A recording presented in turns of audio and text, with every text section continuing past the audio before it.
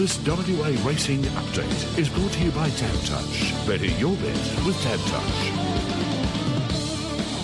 Okay, a couple of meetings locally to take a look at. Northam first, CR the bidding code 147, 7 races on the program. Diggers best bet race 1, number 1, Exceed the Boom. You are taking him on today, 0427 789 571. Mandurah, CD the bidding code 539, 12 races on the program. And not local racing, but we'll throw it in anyway. Shartin, if you were looking for Happy Valley last night, it wasn't on. We're at Shartin at 7:15. Start time, 8 races on the program. Diggers tonight, I know you were waiting to have a little flutter last night at Happy Valley, so you can do that at Shartin tonight. Fair enough. Good. All right. I was just trying to find out the results yesterday. Glen Ingram, his next best, race 8, number 2, Fear No Evil. Successful. Tipped at $4.60. Yep. His value on the day came up in race 6. It was number 5, Yaldi. Ran second. Paid almost $5 a place. Chris Nelson, he threw out race 4, number 2 at Doomben. 1. Race 6, number 4. 1. Race 1, number 2. 1. All 3 ticks. And then Brad Davidson, he said his best anywhere was at Murray Bridge. Yes, Lawrence Stojakovic. Pulled off a big plunge. Yeah, exactly right. So, great day. And the Shayne train, he found us a winner. He tipped it at $5 in the morning on the tote, drifted out to $7.50. Successful. Race 7, number 1. Excellent. Pays to listen. Should have full pockets, listeners, hopefully. Exactly right. And I'm looking at X right now, just before we do get to Adam Hamilton, and he's not too far away. I'll read you this X one. It's from Racing TV. Yep. Frankie Dettori has announced that he will retire from top flight race riding following the Breeders' Cup on Saturday, and will conclude his career with a few rides in South America, something I've always wanted to do. Ride in South America? Okay. That's not his first retirement, though, is it? No, he's had a couple.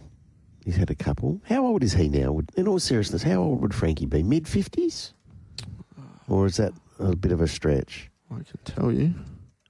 Frankie Dettori, 54. 54, there you go. Birthday's on the 15th of December, 1970. Okay, so he's not far away. No, exactly right. All right, we'll get to Adam Hamilton and we'll talk harness racing. Deni Roberts as well, not too far away. Throughout the decades, there has been one standout voice in harness racing. Adam Hamilton has conveyed the amazing highs and the heartbreaking lows. Retrovision are proud to present Adam Hamilton. Retrovision, lowest prices guaranteed. RAC members save an extra 5% every day at Retrovision. All right, about to catch up with Adam Hamilton to preview a big weekend of harness racing. Of course, one of the main events is here at Gloucester Park tomorrow night, and we'll discuss that very, very shortly. Adam, a very good morning to you. Yeah, morning, guys. Great to be with you. So much happening. What a phenomenal time in racing.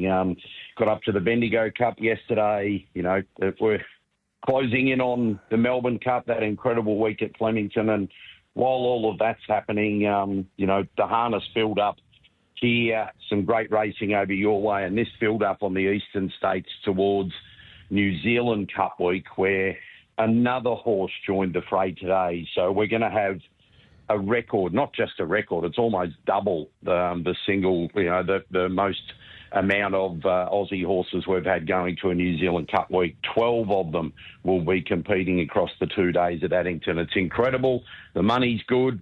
Our horses largely are better than the Kiwis for the first time in quite a while, and a lot of the Aussie trainers are looking forward to try and take advantage of that, guys. And Leap to Fame will be leading the way after he returned to winning form last week.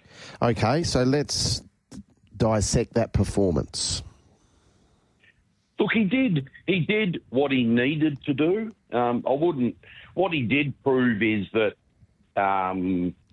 is that he's sharp. He came through it. Most importantly, it's talking to Grant Dixon after the race.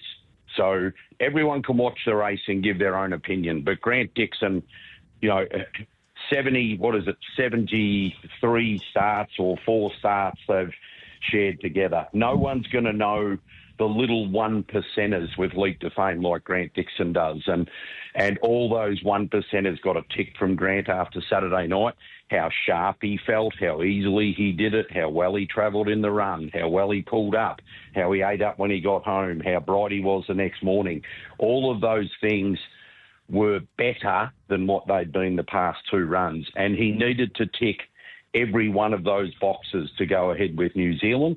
He's doing that. He flies out on Monday night. I think what it does is it gives his rivals and the Kiwis, I think his air of invincibility has been diminished. So I think what you'll see is 3 months ago he would have gone over there and pretty much everyone except Swayze would have handed up the lead to him. I don't think that's going to happen now. I think they'll say, we might have the champ on the ropes a little bit. Let's find out what he's made of if we make him do all the work in the race. So that's why I think this is going to be one of his biggest tests, and that's why I think we're set for the greatest New Zealand Cup in the modern era, guys. Oh, that's a big call. What about some of the other updates? New Zealand Cup-wise. Yeah, so Swayze, really important race for him. We've talked a lot about him. He's gone 4 races without winning. He's been beaten pretty comfortably in both runs this campaign. They've been well spaced. But the team just keeps saying he's back on track. He goes around Saturday night. He's booked to fly out 8 days later, so that very, very late trip to get him into New Zealand. He's going to need to beat these horses on Saturday night. He'll start from the outside. He's about $1.25 favourite, but it's over a mile. I think he's only won maybe 1 of 4 mile starts or 2 of 5 mile starts at Menangle. It's not a dominant record. His record over the longer trip is much better. But he's just got to win this to show that he's going to be a serious player in a very, very strong New Zealand Cup. So we're watching him really, really closely.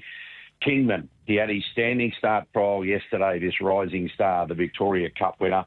He handled it like he'd done it 10 times before. Luke McCarthy was, pick, away we go. So the final decision on him going, and I think it's a rubber stamp job now, will be made today by his owner, Mick Harvey.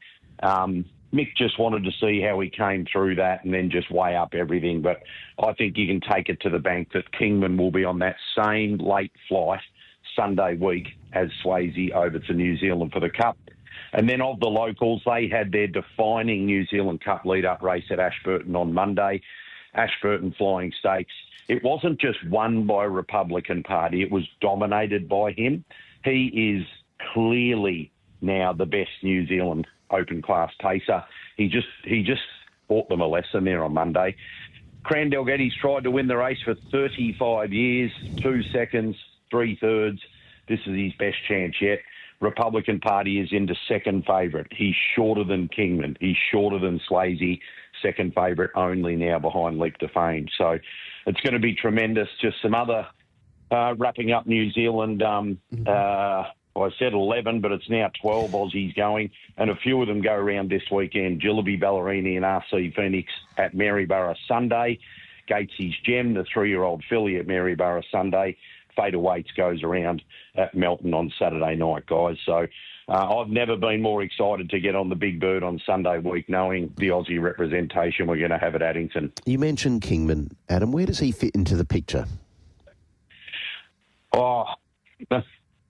He's got to be right there. I mean, it takes a little bit of getting your head around because he was a proper 3-year-old, but in a strong not a strong 3-year-old cop. I shouldn't say that because Bay of Biscay was head and shoulders above them. But look, he was a nice 3-year-old. He looked raw, but Luke McCarthy can do this with horses, and on every measure he beat Leap to Fame on his merits in that Victoria Cup. So where does he sit? I think right now he sits above Don Hugo even. Luke McCarthy may not agree with that, but I think he does on that Victoria Cup performance. So I'd be saying at the moment, Leap to Fame 1, Kingman maybe equal second with Republican Party. This is Australasian-wise. And then we'd be down to Swayze in fourth, sort of Don Hugo fifth in the pecking order at the moment. So Swayze can turn it around, but he is a rising 8-year-old. You wouldn't think he's going to get better at this stage. He's a proper horse, Kingman, who's only 4 and really could overtake Leap to Fame as Leap to Fame gets older in the next 12 months, guys. All right, so there is a New Zealand Trotting Cup market up with Tab Touch in the futures, $2 about Leap to Fame, $3.50 Republican Party, Kingman's at $6, Swayze at $6, Don't Stop Dreaming at $9, We Walk by Faith at $9, double figures the remainder of the field. Are we betting into that, Adam, or are we waiting? I think you've just got to wait until you know that Kingman's 100% going today. And I don't think there's any rush to dive in right now. Let's just wait till they're all on the plane and getting over there. The barrier draw, it's a standing start, but there is 14 runners in it, so where you draw in the stand is still important. So, I'm not rushing at this stage. I think you'll get, depending on where he draws, you might get 250, 260 Leap to Fame, guys. Really? Okay. All right. What else is doing? Yep, World Drivers' Championships, your own man, Gary Hall Jr., he's been lighting up all the promotion around this series. Why wouldn't he? Big week for Gaz with the news that he'll be going back to the Ultimate Driver Challenge as well in Brisbane. He's so important on and off the track at these events. The more you go to, the more you see how he brings energy and excitement and fun off the track. And these events are as much about that as they are what happens on the track. So can't wait to see him in New Zealand. Saturday, a terrific lineup, Blair Orange representing New Zealand, and then some of the world's best drivers competing as well. So Saturday night, Melton, Ripper free-for-all race 1 over the sprint. Catchaway's in action. He's getting ready for the New South Wales Carnival of Cups. Smashed the clock from a mile back behind Leap to Fame. That's Catchaway if he can do that after being so disappointing in the Victoria Cup. I think he's going to be hard to beat here, driven quiet. So, but you got Oliver Dan 3, Plains in Heaven 1, Mac Dan 8, Old Bulletproof Boy in 9. Then a terrific clash in race 2, Petrarca. I think he's come back really well, this horse, Emma and Clayton. He's drawn the back row, takes on Fadeaway, who's New Zealand bound for the $500,000 Velocity stablemate of Leap to Fame. Saturday night, Menangle, we've talked about the free-for-all. Swayze draws the outside. The dangers would be Old Max Delight in 10 and Horn Player draws 8. And now we focus on Gloucester Park. Well, every week we've got exciting racing as we build up towards your sort of mega carnival nights. But this San Simeon free-for-all, this is a WA Cup rehearsal, isn't it? It's a cracker. It's a cracker. Who wins? Because we are looking at a pretty short price favourite. Yeah, I don't know. I'm just, Mr. Smarty is, well, he hasn't done a lot wrong, but he just hasn't come back with the dominance that we might have expected. I don't know whether I expected too much of him, but I think he's been good without being great. Maybe he's needed the racing.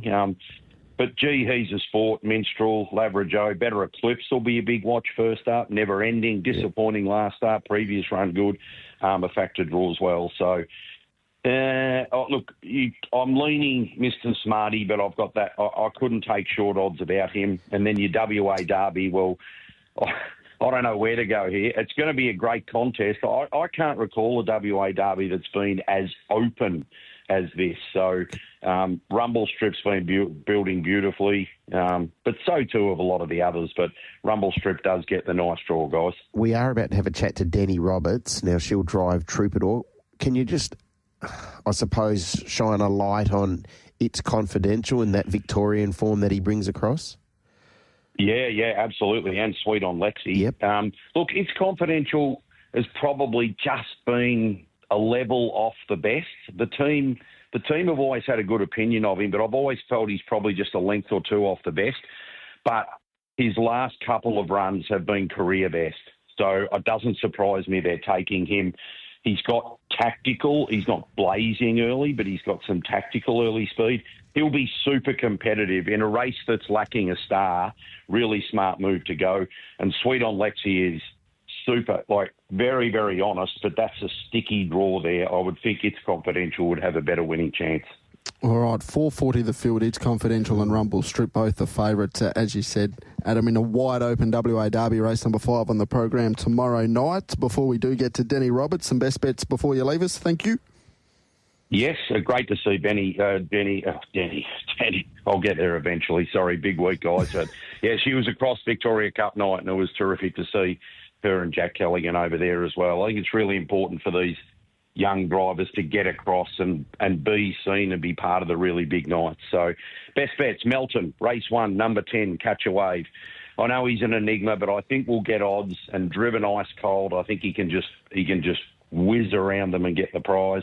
And then anyone who saw Golden Tribes run in the Derby last start, what a performance at massive odds.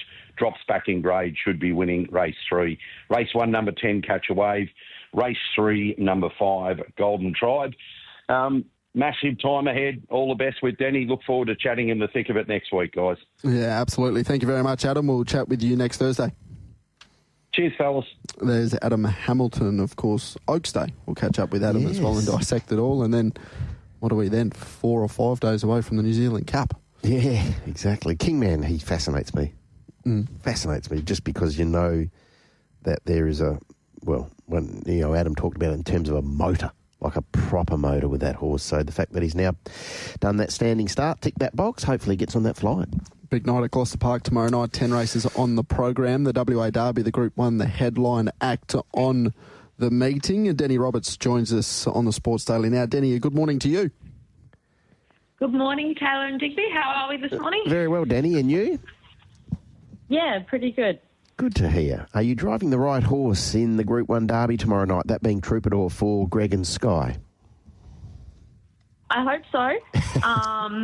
I've definitely gone, I think, with the best horse. I probably got not the best draw. I obviously had the choice between Rumble Strip and Troubadour. Been driving Rumble Strip the whole way through, but I just think off their work at home, and I think Troubadour's probably a little bit lightly raced and a little bit green on that side, but I think he's actually a better horse. Okay, can I just ask you that? You talk about the work at home. Do you make that decision wholly and solely yourself, Deni, or do you liaise with Greg and Sky as to which one would be the best way for you to go? When it gets tough like this, I usually liaise with Greg and Sky, but at the end of the day, you know, they'll let me make the final call on who I want to drive. So, yeah, there was a bit of conversation yesterday, but, yeah, ended up, I think my gut was telling me to go with Troubadour, so that's what you always listen to at the end of the day. Absolutely. The market suggests it's a wide-open derby. Adam Hamilton, we had a chat to him just before, Deni, and he suggested the same thing. Are you of that there's probably 6, 7, 8 winning chances? Yeah. It's really hard to pick the winner now. With Cyclone Geordie and Better Fortune out, they were two probably going to be short price favourites in the Derby, and now it's really opened up. So for the nature of the race, it's going to be a really good spectacle and, hopefully create a really nice even race. But, yeah, you could pick a handful of them that could win. So what's happened with Better Fortune?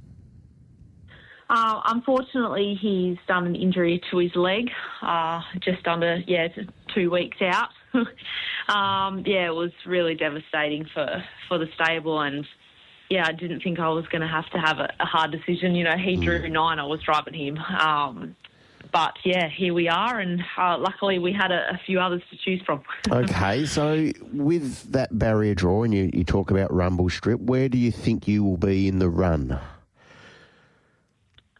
4 obviously is a bit tricky. Probably just going to have to run the gate from there. I think Rumble Strip's got the gate speed to hold up, and he's definitely would be leading, I would think so. He's a rolling type. You see, he can run some really good time. He's probably a lot stronger than he is faster. But, probably just going to have to roll the gate with these, and you never know what could happen. But, we'll be able to drop in if that doesn't work either. So, hopefully we won't end up too far from them. Settle handy enough, and he's pretty fast, but he's got a bit of depth to him too. So, yeah, I think I've got the versatility that if it doesn't go my way early, I'll definitely be able to get him into it later. Okay, Deni, how respectful are you of the East Coasters? We talk of It's Confidential and also Sweet on Lexi. Yeah, I have to do a bit of form on them. Watched them a couple of times, but don't obviously know them too well. Sweet on Lexi looks like probably the better horse. He looks quite tough. It's Confidential looks quite fast. So they look probably different horses in that manner. The way they're driven, obviously Perth racing's a lot different. So, yeah, probably going to have to do a little bit more homework on them. But, they wouldn't be bringing them across if they didn't think they were a good chance. So, yeah, there'll definitely be a bit of respect there. The race prize, the San Simeon Minstrel goes around. 3 weeks between runs since that last start. Winning effort. Barrier number 9, how does it work out from out there? Not easy, that's for sure. I think with the conditions on the race, he had to draw there, so we knew it was coming. But yeah, cracking race. You chuck Storm in there, and we're pretty much getting to our top field in the free for all. So yeah, really good to see all the good horses, Lavajo and that coming back, and that out of Better Eclipse, he'll be a very interesting runner too. But yeah, there's a heap of speed, a heap of quality. So I never really make too many set plans with him. As we know, we can drive him all to speed of the race, but yeah, looks like there's going to be some speed there early. I'm not sure whether I'll be able to get into it then, but yeah, if that plays out that way, we'll have to come with one run. Unfortunately, the draw's probably rated us out of it here. Deni, what did you make of Minstrel's most recent performance, that victory? Really happy with him. First up, he was obviously Mag Storm drew 1, and it was probably a good chance first up to give him a soft run. He didn't know what the back of a helmet looked like, to be honest. He's I don't remember the last time he's been on the fence. So he hit the line really well first up, and we're really happy with him. But second up, he was really sharp. He was the way he just dropped that 26 quarter like it was nothing. It was really nice to see him show some good speed. He's not just a tough horse. We just don't get to see that side of him because he's always doing the work. So, yeah, no, we're really happy with him. He looks great, and, yeah, he'll definitely be a good version of him heading into tomorrow night. All right, race number 3 is the 4-year-old Golden Nugget preview, excuse me. I'm not sure who you've upset, Deni, but you've, on paper, drawn 8 again. That doesn't look ideal for Tualoo either. I've had some good practice lately driving these gates. We'll see. Look, he drew 7 last time, and yeah, we had the speed and the tempo on, and he got to put himself into it at the right time and show his better form. He's come back a lot better this time. We had a few issues with him last campaign, and I think you definitely see the better version of him now. Tough gate, but probably, not as collectively a stronger field. So, yeah, we just need a little bit of tempo on for him, and he'll be powering home again.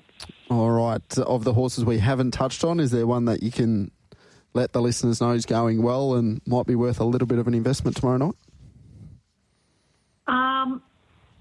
I really like Captains Have Time in the last, actually. I think she'll love the mile. She's got really good gate speed. I think her last 2 starts ago was really good effort. Was back to her better form. So she might be a little bit of value in the last.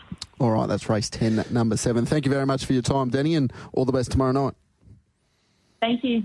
There's Deni Roberts taking a look at that monster program. 10 races on the program at Gloucester Park. Plenty of features and plenty of races leading up to features as well. Wonderful meeting, isn't it? Absolutely. We'll preview all that from 8 o'clock tomorrow morning on the Sports Daily with the team on the Gloucester Park preview. Out to the roads, Shayne Williams, not too far. Maytag Radio, your station of choice. Each weekday morning from 5:30 with the Sports Daily. Taylor Cortland and Digby Beecham with you. About to catch up with Shayne Williams. We'll also chat to Grant Williams as well. Looking forward to the weekend. The Asian Bow is a crack field, and Watch Me Rock will go around. Probably in the railway. be on the borderline at the moment, Watch Me Rock? The rating of Watch Me Rock, where is it here, TC? I was looking Just a question without notice. He's in the 90s, isn't he? He's a 97. 90s, yeah. Let me have a look. Watch Me Rock. He's 100. So he should be getting very, very close. Yeah, very, very close if he's not already guaranteed to start. So, and we do know if he's to go there on Saturday and win, he is guaranteed to start.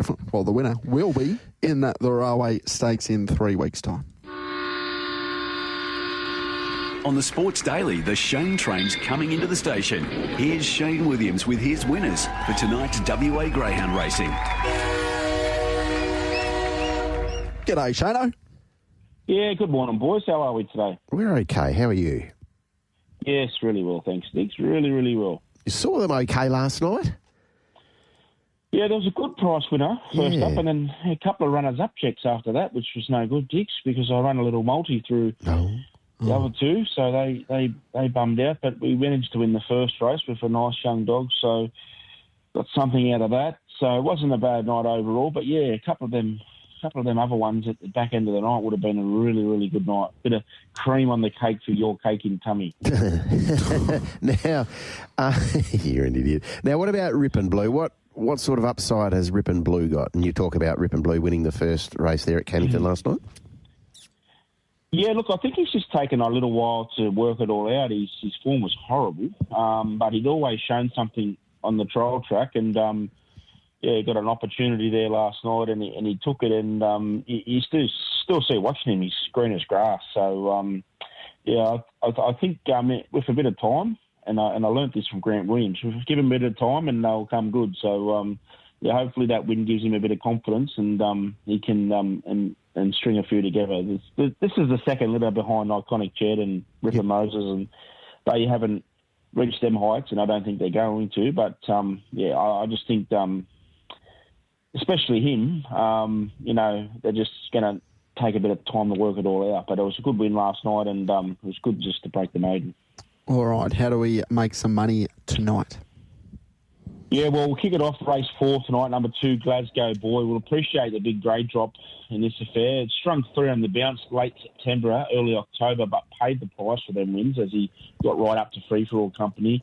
He's much better suited back to this grade, which is a country 4-5 assessed race. He's drawn in low, and I think he can be in the firing line early with a safe exit from the boxes, boy. So race 4, number 2, Glasgow Boy. I can play him each way at the odds. All right. Your second selection, please. Yeah, race 6, number 1, All About Jake. We haven't seen this dog for 3 months. He's been off the scene.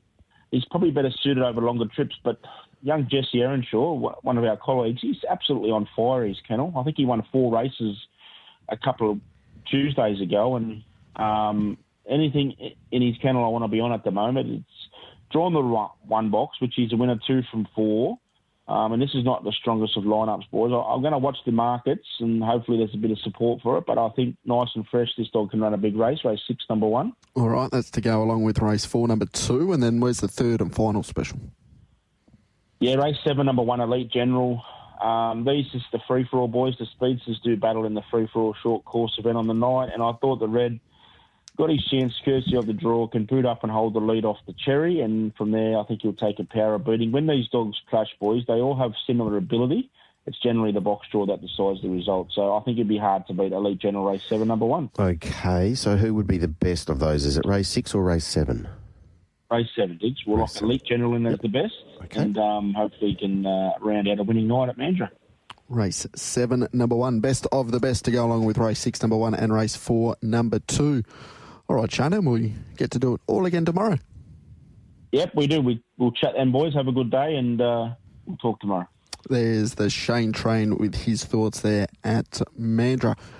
Catch up very shortly with Grant Williams to take a look at Ascot on Saturday. Of course, we've got the Victorian Derby. 9 races on the program. Derby Day starts a big week, Diggers. It does. 2:10 Observer after barrier 4. 2:10. 2:10. Okay. Providence at 6:50. Do you have any thoughts on the way Observer finished off that race there at Moonee Valley? Is that a good thing going forward? Does it have any impact whatsoever? Yeah, it's a really good question. Because you watch races and you think, if you go on a black book or horse, you like those ones smashing the line. Yes, you do. You do. And I understand he's on the 7-day backup. He comfortably won, eased to down. Just Yeah. thinking whether or not it has an impact on the next start. You'd like to think not. Like Mark Zahra has been doing the caper for a fair few years now, and he's been doing it better than most. So you would think he would be really aware of what best suits a horse in terms of a lead-up to a derby. Ideally, you want to see the horse hit the line as a punter, dare say as an owner, but they may well have had that discussion. Look, looks a very winnable race. He goes around effectively 2's on. Don't knock him around because his grand final's next week. So I think Got a little bit close for comfort. yeah, Didn't it? it did, and I think you probably can't make a hard and fast call on that unless you're internal and you're privy to the conversations that might have been had between owners, trainers, jockeys and the like, the team, the Godolphin team and Kieran. Yep, absolutely. $10 on the third line of betting for the Derby is Rory Hunter's Autumn Mystery. Come up with barrier number 17, though, of course. Won that lead up there at Caulfield, the Norman Robinson. $15 about options, I don't think's the worst. No, I agree with that. Vars, Mooney Valley, doesn't seem like the sort of horse that would suit. Was the winner of the Superimpose start before there at Flemington over the 1,800 metres. Always looked like 2,500 metres was going to be right up his alley. And then Seamus on the next line of betting at $18. Ran third in the Vars. I think it was Glenn Ingram's value bet on that program as well. He was keen, so we'll get his thoughts tomorrow when we look at the full program. Yep. The Coolmore. This is a good race. Tyrus and Baywalk both at $4. Equal favourite. Speedman at $5. Raging Force at $9.50. My Gladiola at $11. Do you give the filly any chance, albeit My Gladiola, she has drawn one? She has drawn one, typically down the straight, 1,200 metres, Flemington, we know that. Not the place to be. Some chance, won't be getting any off mine, but is a chance of winning, clearly. Talented, those three colts, hard to go past. Yeah, legacy bound any? I think he's pretty good. He's a big price. Look, I understand the two Spruik colts. I get it. I really do. And Beedman, by reports, that jump out, was it last Friday? Last Friday. Very good. So. Yep. Yeah, very happy. Connections. Peter and Blake rides. So they stifle the betting a little bit here, those three, and you can understand why. But I wouldn't go to sleep on Legacy Bound. I just wouldn't. I think he's a big quote. All right, Green Raw, still got plenty of improvement to come, Legacy Bound. Baywalk's just run that massive number ratings-wise, so we know some of the big punters, they'll stick to that in the Golden Rose, so I wouldn't be surprised if he shortens. And then Tyrus, he was awesome in the Gothic. He's run well down the straight in the Danehill there at Flemington. It just seems to be a sense of timing with this horse. Yeah, I agree with that. He's hitting this race at the right time. He's going to be just sitting off what you'd think would be a pretty good speed. Beedman, Baywalk go forward. Legacy Bound can settle up on the speed. McGaw, we know, just need to let him run. So it's going to be a good speed. Tyrus sitting back and zapping them late. I can see that happening. Yeah, and look, it's a great race. It's now. I know it's Derby Day, but there's a lot of eyeballs on the Coolmore Stud Stakes. Yep. And you can understand why, given our penchant here in Australia for fast horses and the breeding operations that follow. Now, the other end of the spectrum, New Zealand's Mark Twain has been taken out of the Melbourne Cup and sent for a spell, unplaced in the Bendigo Cup, and that performance was enough for the stable to say, that is it for this time in. Now, that decision sees Birdman move up to 25th in the order of entry for the Melbourne Cup, but that could change later this morning after penalties for the Bendigo Cup are released. Sadati obviously winning that yesterday. Beautiful ride by Harry Coffey. Just before we get to Grant Williams, the Empire Rose there at Flemington as well. Race number 8 on the program. Fangirl, the favourite, at $4. Pride of Jenny at $5. Like a Lucy at $6. Idle Flyer at $7. So the top two mares there are clearly class. Probably drops away pretty quickly after that, unfortunately. Like a Lucy going well, but... It couldn't come into Pride of Jenny, could you? No, I don't think so. Not me, personally. She just looks like now, with everything that's gone on in her career, that you get a spike performance fresh, and then from there she just seems to and there might take be her off. Rain around for Fangirl. Yeah. It's not ideal. No, it is not. All right, Grant Williams joins us now on the Sports Daily. Looking forward to Ascot on Saturday. Grant, a very good morning to you. Morning, TC. Morning, Diggers. How's everything going? Pretty good, thank you. Good to hear. How's Watch Me Rock? Yeah, he's in good nick. So, looking forward to getting to the races on Saturday. And obviously, we're all a bit anxious. We're all trying to get into that railway. So, hopefully we can get a bit of luck. How did you walk away from Ascot with his first up run, Grant? I was quite happy, Diggs. Happy that we got him on track. Willie said he felt really good, and we were on track. So I think that's what we took out of the first run. Do you think he wins that race if he has an unimpeded run? Yeah, definitely. Yep. Okay. That was what Willie come back and said. So that's all I needed to hear. All right. Has he improved since that run? Yeah, just with the work and obviously having that run under his belt. I think this run this week will top him right off, and we're on track for where we need to get to. All right, Storyville. I thought the first up run was very good. Yeah, I was happy with that. She sort of she did it a little bit upside down. She was a bit keen early, which she can do early in her prep. But I was quite happy she didn't get beaten that far. I'll look for her to improve again this week, and she's the same. Hopefully we can then go to a railway straight into it after this week. Grant, obviously you're a little bit lucky with her because we know that she's already in. So main thing we get out of her is she hits the line really good. Grant, Elite Beau, I think we all were really excited to see him back at the races, and he did what the market expected he would do. Fresh, how much improvement has he taken from that performance?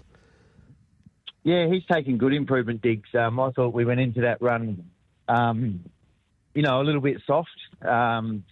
He had a break and come back with heaps of condition on, and obviously he's still a colt, so they carry a fair bit more condition. But he was trialling and looking quite soft, but his trials were good. He'll definitely improve. He'll improve more from the experience of the race than anything, because that's only his third start. So, looking forward to seeing what he can do.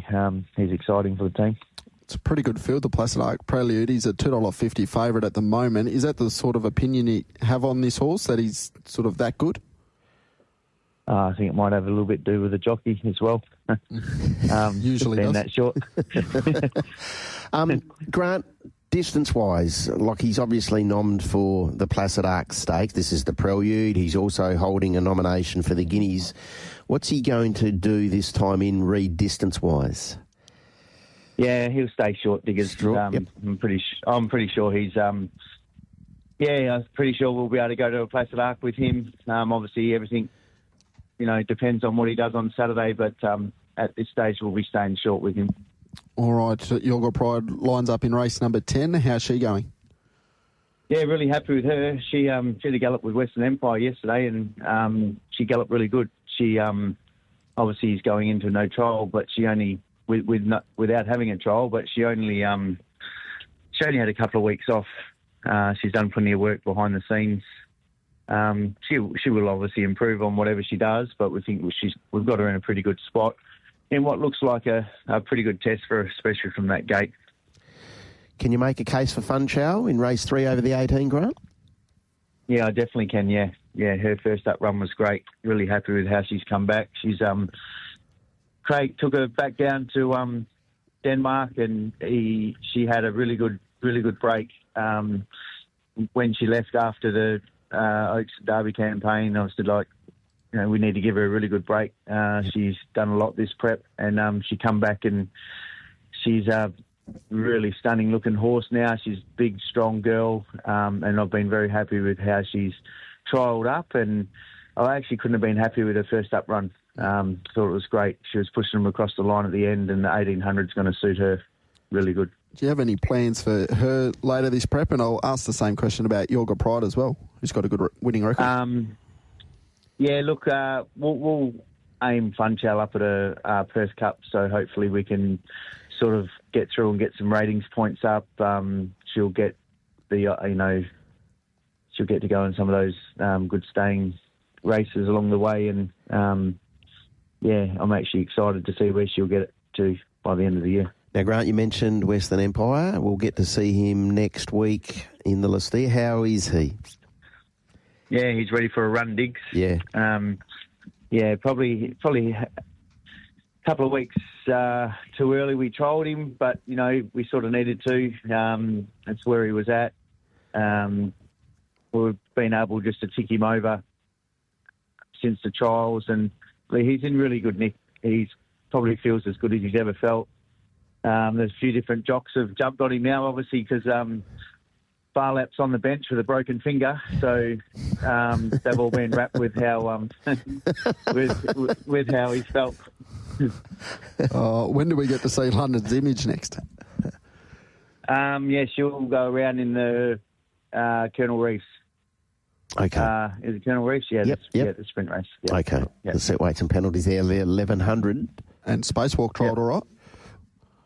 He did. Yeah, he did. Obviously, he was a bit unders. He'd only had a couple of gallops. We sort of, threw him to the wolves a little bit, but we're sort of planning to have him go around in that race as well. Okay. He holds a nom for the Winterbottom. Can you get him there? I'm hoping so. That's the plan. He did get to us a little bit late, but that's the plan, to try and get him to the Winterbottom. All right. He's a beautiful big horse that doesn't look like we have to do too much with him. We just got to tick him over and hopefully get him there nice and sound. Will Moonwalk take her place in the Burgess Queen despite that barrier? Yes. Not ideal, but she'll go round. I've got the other one still in there at the moment. Silent Diva, she won't. She'll probably go to Northern on Thursday. All right. Beautiful. Thank you very much for the update, Grant. All the best over the next couple of days. All right. Thanks a lot, guys. There's Grant Williams there taking a look at a very good team. Yeah, big team. It's littered, isn't it, that stable with high-end performers, and I'm really looking forward to seeing Western Empire back at the races. Each campaign he just comes back and it's rinse and repeat, isn't it, with him? It is rinse and repeat. He's trialled up particularly well. He'll be nice and fresh over the 14 weight for age next week. Promises to be an excellent race. You have Magnificent Andy there. You have Super Smink there. Hemlock Stone will continue his build-up to some of these staying features as well in that race. But certainly Western Empire is going to garner a lot of attention. Absolutely. All right, we'll take a closer look at those Ascot features just after 7 o'clock. We'll take a break now and come back on the Sports Daily on the other. Make Tab Radio your station of choice. Each weekday morning from 5:30 with the Sports Daily. All right, Tyler Cortland and Digby Beecham with you, not too far away from the 7 o'clock news bulletin, but this week the Sports Daily is brought to us by The Gate Bar and Bistro, Diggers. Yes, and you can enjoy a Melbourne Cup garden party. So that is an outdoors event at the Gate's new Beer Garden TC, clearly next Tuesday. Now, tickets to the garden party include a drink on arrival, a mystery bet, along with canopies and a hot food station. So, as I said, you can enjoy what is going to be a wonderful day's racing in Perth's best beer garden with all the TAB facilities and an added extra, a live band. Now, tickets are just $49 and they are available at thegatebarandbistro.com.au. Do yourself a favour, get involved and have a wonderful Tuesday. Lovely. Have you thought that far ahead? You know what you're doing? Oh, got to work through all of that, but I'm sure I'll be having a cold one somewhere. Oh, no, knock me down with a feather. Yes, well, it is that sort of day, isn't it? Probably have a bet as well, will you? I would have thought so. We'll send something somewhere. Nothing riding on the Melbourne Cup at this stage? No, I have not. No. I like our Riffer, but then Jamie Lovett was great yesterday. And how was that? He's had a lot of success, but he was at pains to say, I don't want to sound arrogant, but he basically said our Riffer's better than them. Didn't he? In a roundabout way. He said, I just think with no bad luck, he got that. He was having scans yesterday. We haven't heard anything, so clearly he's all okay. Touch wood, and hope so. Yeah, and he thinks he'll just go there and he'll be hopefully winning another Melbourne Cup. Well, you hope if he was scanned yesterday, as soon as those results are available, they make them public. You'd hope so. Yes, yeah. Like you'd hope they wouldn't have got results yesterday and we still don't know anything. But either way, tick or cross. Yes, I would think a horse of his profile, it would have leaked out somewhere. Well, even Deacon took a couple of days. Apparently, it was reported first on a Tuesday that there was some sort of suspicion, and then Sunday it was made official, which, for the favourite of the Melbourne Cup, you'd hope that wouldn't be the case. But as Jamie said, he was scanned prior to coming over here, so he said, look, you never know for sure, but he said we're pretty comfortable with how we sit with this fellow. So, yeah, he's going to have to carry some weight, but clearly what he did in the Irish St. Ledger would suggest he's going to be up to this race in his eyeballs. All right, we'll take a look at the best days racing on the Australian racing calendar. Saturday, Derby Day, with Jules Vallance. After 7:30 this morning, along with Nick Ashman, to give us some tips over the weekend there in Sydney. Golden Eagle, Autumn Glow, yes or no? Let us know on the Retrovision text line 0427 789 571. We'll also take a look a little bit deeper at the form for these features at Ascot on Saturday. Back on the Sports Daily on the other side of this. This WA Racing Update is brought to you by Tab Touch. Better your bet with Tab Touch. Couple of local meetings to take a look at today. Gallop's action from Northam, 1:47 start time. 7 races on the program. Digger's best bet, race 1, number 1, Exceed the Boom. You are taking him on. Send your tips in on the Retrovision text line 0427 789 571. Mandra, CD, the betting code 539, the first of 12. Shayne Williams, he gave us his best bets. Race 4, number 2. Race 6, 1. But his best of the night comes up as his third and final special. Race 7, number 1 is his best. What happened on this day in years gone by? There's a few sporting ones, TC, but I'll let you get to those past 8 o'clock, and I'm going to go one here, which is, and I'll ask you whether you've seen the film after I say this. 7 years ago this day, American crime boss Whitey Bulger, who was head of the Boston area Winter Hill Gang, leading figure in organised crime from the late 60s to the mid-1990s, was beaten to death by fellow inmates while in prison. Black Mass, Johnny Depp, played Whitey Bulger in that film. Have you seen that? No. Do yourself a favour. You would like what was it called? Black Mass. Okay. A Whitey Bulger who actually... Where could I source that these days? Oh, no, it's only... Well, when I said it was only probably 8-9 years ago. Outstanding. Johnny Depp was brilliant in it. He was actually an FBI informant. Very hard to find movies if you don't know what streaming service they're on these days. I reckon if you went to it, you'd find. Went to what? Well, like a Netflix or some of those streaming. Let me have a look. I will find it on Google and let you know. Oh, I'd like some information. Yeah. Well, that's what I'll get for you, Grumpy. Come on, keep going. LeBron James, there's a bit of news about him today, on this day, 22 years ago, but I'll let you get to that. Is that it? History. That's it. One thing. That's it. I don't want to encroach on your sports area. Diego Maradona. Again, I don't want to encroach. All right. Make Tab Radio your station of choice. Each weekday morning from 5:30 with the Sports Daily. All right, Taylor Cortland and Digby Beecham with you on the Sports Daily this morning. Just after 7:30, we'll catch up with Nick Ashman and Jules Vallance to take a look at Sydney and Melbourne, respectively, for Saturday. Try and find some nice early bets. We'll shortly take a look at Ascot as well. A couple of text messages too. We've had a couple about the switch over from Tab Radio to SEN. Unfortunately, we can't sort of tell you a date at this stage, but... obviously won't be the Sports Daily going forward, but when that changes, we can't let you know just at this stage, unfortunately. Rick from Rossmoyne, he backed Quietness to win the Bendigo Cup yesterday. Jamie Mallum gave Siddharthi, well, Jamie Mallum was on Quietness. I thought she rode that horse quite well. Harry Coffey was on Siddharthi. Siddharthi gave every chance. Took Quietness to the front and then couldn't get her to settle. Oh, okay, I see what Rick's saying. Jamie Mallum gave Siddharthi. Siddharthi every chance to beat her. She took Quietness to the front and then couldn't get her to settle. Got a miracle rails run. You don't have to be dead to be stiff. Yeah, had to work a little bit hard to find the top two, Quietness, didn't she? So, look, it was a good day's racing there, Bendigo. Certainly a lot better and a bit smoother than what we saw initially at Geelong with all that wild weather and the postponement for 24 hours. A little bit of commentary on social media post Bendigo Cup Day too. That Cup Day typically, and then they have... Is it late in the autumn? They have the Bendigo Mile. They also have a standalone Saturday at some stage, Bendigo, and both meetings are typically the rail in true. On speed. And it's very rails in run dominated. So No, I think that was the case again there yesterday. Lindsay Smith had a nice winner of the last, I think it was. Heads to Flemington on Oaks Day. Okay. Keep an eye on it. Two best upcoming. This is from Ted. Panja Tower in the Golden Eagle and El Riffa in the Melbourne Cup. She's two best bets upcoming. El Riffa in the Melbourne Cup. What is the tab touch market here with the Melbourne Cup, TC? I'm going to have another look at. I know we touched on it yesterday. Clint's on the other side of the fence. He said El Riffa is no chance without weight. Valiant King. Oh, here we go.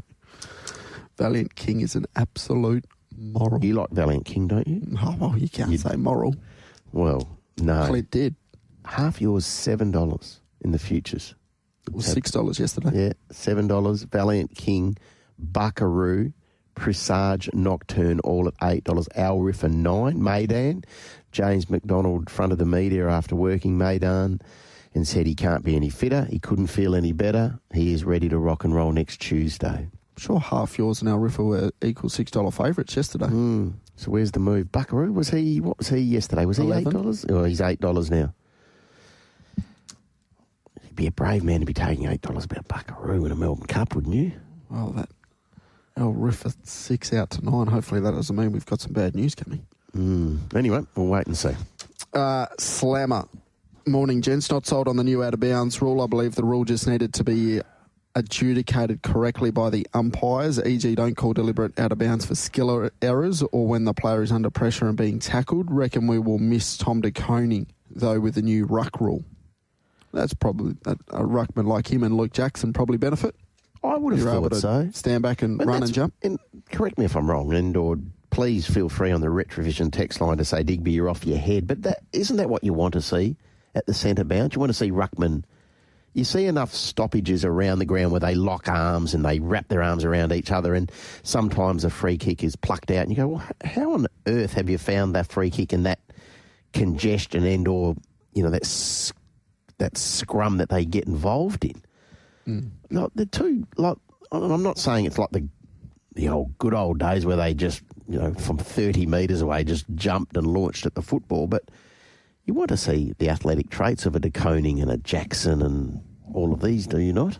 I'd rather look at that than a Brodie Grundy and a Tristan Cherry sort of embracing across the centre circle line and then becoming entangled.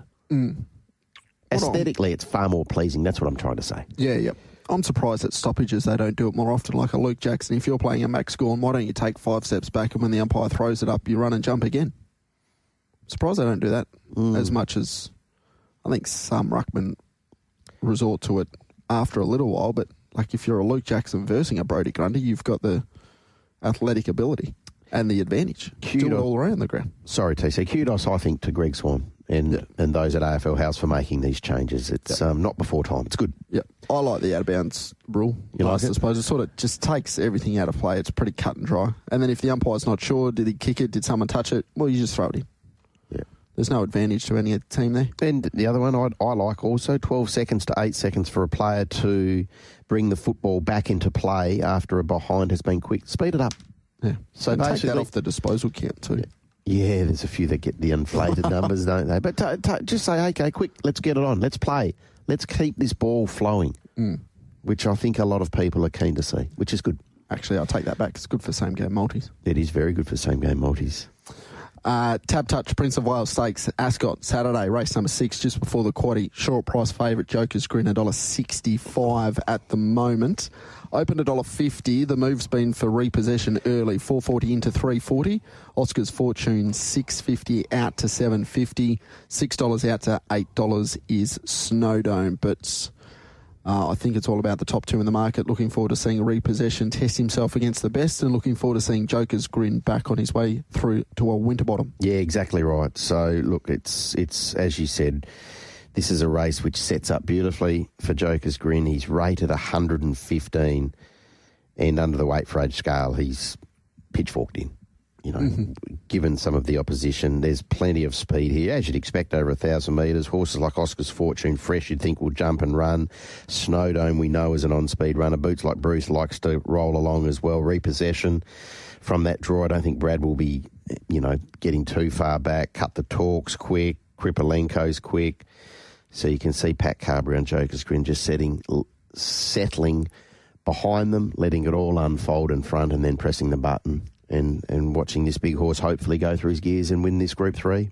Oscar's Fortune is an interesting runner. Comes back from Melbourne. If we go back 4 starts ago, ran third in a benchmark 100 at Caulfield, beaten less than 1.5 lengths behind War Machine. The figure that gets me, though, days since last win, 574. He was a very, very good 3-year-old. That we know. It's been a while. Yep. Look, you'll have a chance to look at him in the yard and form your own opinion, but I'd like to see him do it first before I can say, yeah, hey, we're all in here. Yep. Joker's Grin, I think, would be on top for most tipsters. $1.65 into some multis. I think the horse is probably going well enough if you like the horse. I think the $1.65 is not a bad quote. He'll run through a fair few multis, I would have thought. For me, the horse I want to see run well here, and the market says he will, is Repossession, because we're crying out for some emerging sprinters, aren't we? Yeah. That's what we want to see. We're seeing a good crop of 3-year-olds run around in a Belgravia. We're seeing a good crop of 3-year-olds getting ready to run around in a Placid Arc Prelude.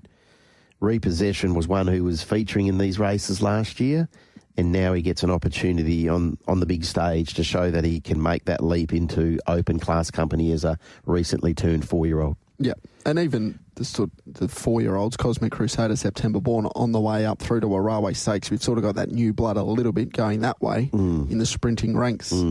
I suppose Joker's Grin's still new blood, so to speak. But it's only just 10 starts. Yeah, underneath Joker's Grin, it's sort of, you need someone to put the hand up there. Yeah, exactly. And Repossession gets an opportunity on the weekend. Yep, absolutely. Hopefully he puts his hand up nice and high. Race number 8 on the program, the Placid Arc Prelude. $2.50 Elite Bow. Luana Miss at $4.40. Open at $2.50 Elite Bow. $4 out to $4.40 Luana Miss. $7 into 5 Twisted Steel. $8.50 and steady at that quote Rostislav.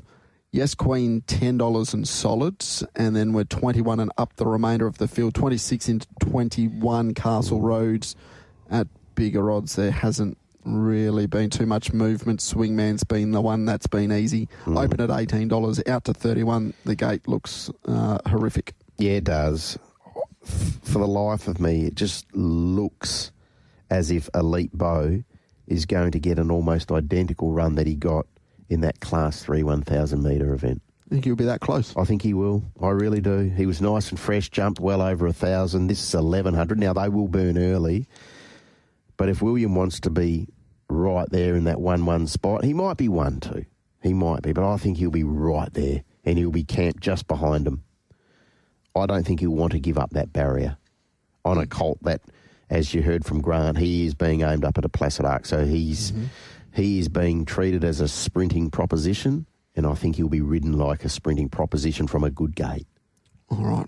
I didn't think he'd be that close, but I thought he's still going to get a beautiful run because, like you said, they're going to burn. Castle Road's drawn a little bit wide. He's going to have to come across. Swingman from 14. I don't know. They try their arm. They probably have to go forward. That's where he's raced his best. He did win a maiden sitting back there at Northam. Cape Lewin can go forward as well. Baby Pearl's drawn wide, can go forward. Philomia, 2 runs this campaign. Lightweight, drawn 10. Do they chance their arm and go forward as well? There's a lot of horses that could inject a lot of speed into this race. And, I mean, if you're sitting third pair, if you're Elite Bow, one off the fence is probably going to be the perfect spot. Yeah. A couple of fillies who resumed in the 3-year-old classic, that being Yes Queen and Luana Miss. You can see them blending into this race late. Yep. We know that Luana Miss was very, very good fresh, and she's a very good filly. She's a winner already of a black type race, that being the Supremacy. And I thought the return behind Talk & Co. Now, Talk & Co. did not do what we maybe thought she would have done the other day, but that was perhaps gate related. She was still good. Figures were okay, no knock. Look, it wouldn't be a shock to me if Luana Miss got over the top of them late here. I'm still working through it, TC. What price was Luana Miss, did you say? $4.40. $4. She's nice and safe, isn't she, in that market? How did you assess it? I'm worried about how far back Luana Miss is going to get. Yeah. And how far of a head start Elite Bow's going to have. Yep. I thought at the prices at the moment, I thought the one that represented a little bit of value was Rostislav. Rostislav, he's a good horse, isn't he? The debut win there at Pinjarra, he did things that not too many horses do down the straight, let alone on debut. I know it was a 2-year-old race, but the form out of that race was very good. And then first up in the 3-year-old Classic over the 1,000, he was good. He might have knocked up just a tad late. He was a little bit easy in that market. I think that'll bring him on. The speed, I think, suits because he can get a little bit keen still in his races. 1,100, quickly run. Nice, big, strong 3-year-old. I thought at the $8.50, I thought if Elite Bow's not in that third pair and sits a little bit closer, then Rostislav might even have his back and might be able to get him late. But look, if I was tipping, I'd have Elite Bow on top. I just think $2.50 in a field where there's, I think, a lot of chances. Like the best of Twisted Steel, if he does come on from that first up effort. We spoke to Simon on Tuesday and he ran his race beforehand, so you're going to need to keep an eye on the racing.com coverage just to keep an eye on him in the yard and see how he's behaving. He can win. Yes, Queen can win. I'd probably be surprised if the winner doesn't come out of the top 5 in that market. Could Castle Road play a part in this? Like, he's a high speed. Just how much pressure was my knock he's going to face? Do you think he'll hit the rail? I think it's up to Cape Lewin, isn't it? Is he fast enough at 1,100 to maybe hold a spot from 2? I would have thought Castle Road's faster than Cape Lewin.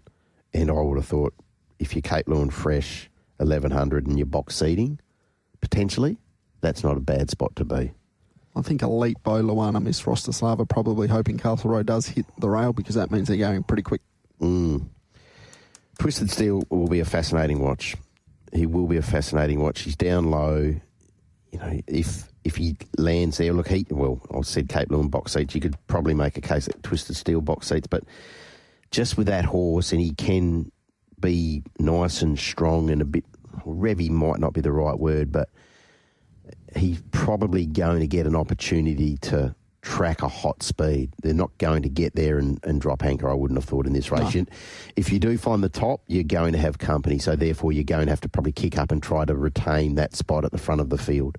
Yeah, exactly right. That's a Placid Oak Prelude. Looking forward to that race. It's an absolute cracker, and as is the Asian Bow Stakes, race number 9 on the program, Group 3. We know the winner's exempt from ballot for the railway, so you're in 1,400 metres. Opened at $2, got out to $2.15, Cosmic Crusader, now back into even money. Watch Me Rock at $4.80. Bonjoy at $6.50, September Born at $9, Rope Them In at $14, Storyville at $18, Love and Wars at $19.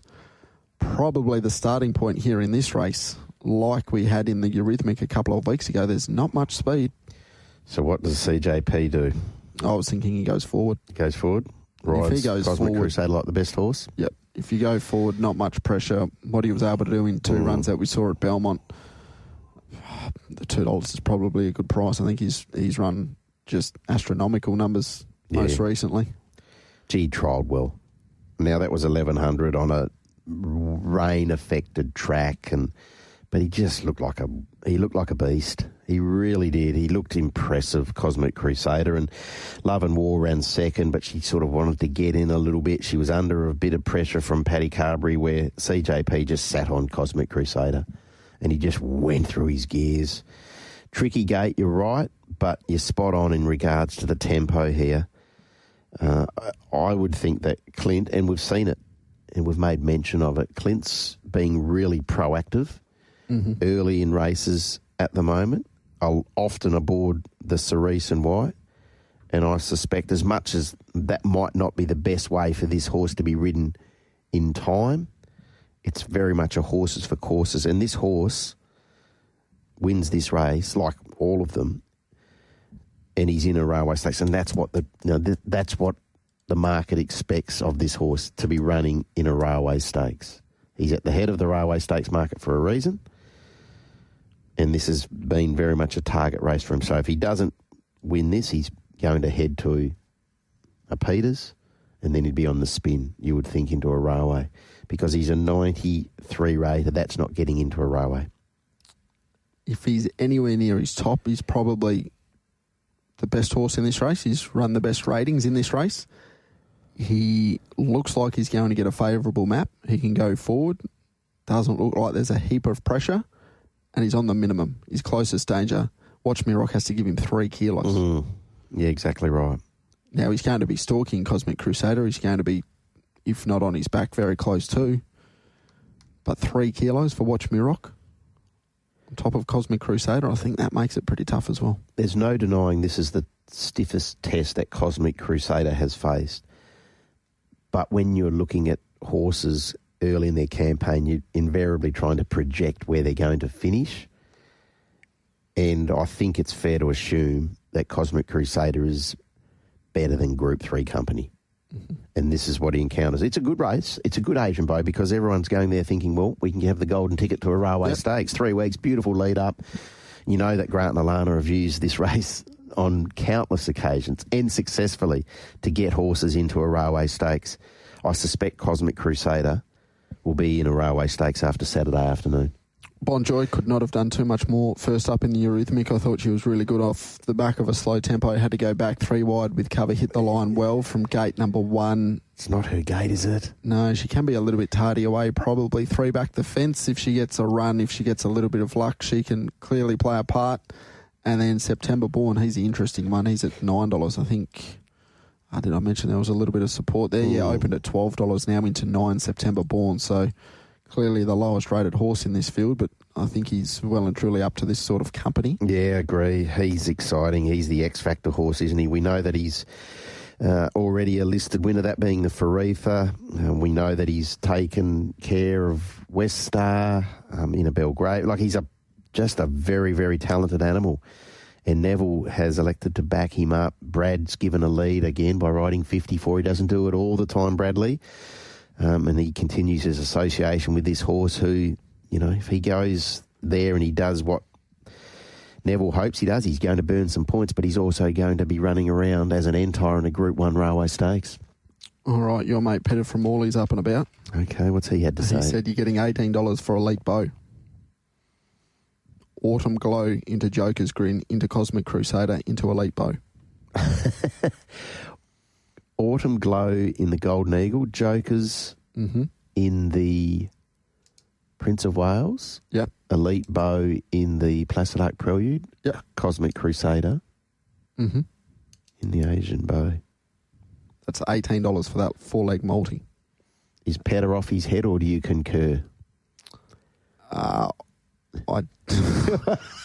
They're 2 different questions, I think. He's always off his head, old Petter. It's Joker's Grin. The best of Joker's Grin will win. The best of Cosmic Crusader will win. Elite Bow can certainly win. Yeah. But like I said, I think 250's just at the bottom end of the price because there are a lot of nice horses in that race. Yeah, it's a good race. And then he said Cosmic will win the railway. Apologies to all other connections. Okay, Cosmic will win the railway. So he's up and about. What price is he still with Tab Touch for the railway stakes, TC? I'm going to have a look because after he did a number on them in the Tab Touch stakes, I think he got into about $3. He's $3.50. Cosmic Crusader with Tab Touch. Only Super Smink at $9 is the other runner in single figures. $11. Watch Me Rock. Western Empire $12. Bonjoy $12, Pericles $13, September Born $15 for a railway stakes with Tab Touch. Autumn Glow at $2.20 for the Golden Eagle. Linebacker at $6, Pangia Tower at $6.50, Evaporate at $10, Perfumist at $16. Okay, question for you. Do you take the even money about Cosmic Crusader in the Asian Bow, or do you take the $2.20 about Autumn Glow and the Golden Eagle? You can only have one bet. Cosmic Crusader, I know the form a little bit better. Yeah, okay, yeah. Do you expect that he'll ride the speed here? Yep. Fair enough. No, that's probably a fair call. I just can't see where the other pace in the race comes from, to be brutally honest. The draw's a little bit sticky for Love and War, so maybe that's sort of by default. She ends up sort of over the speed somewhere. If she jumps well, that's the only one. The other one that I thought has a decision to make. September Born, 54 kilos. That's the thing, isn't it? Cosmic Crusader, 93 rater, 54 kilos. September Born, a 79 rater, 54 kilos. So, it's a good race, really good race. And Watch Me Rock, we heard from Grant. William got off and said, had I not run up the backside of one or two, and I don't think it was William's fault. The gaps just didn't appear, and Clint was very cognizant of where William was in the run, and he said, well, you're not getting through here.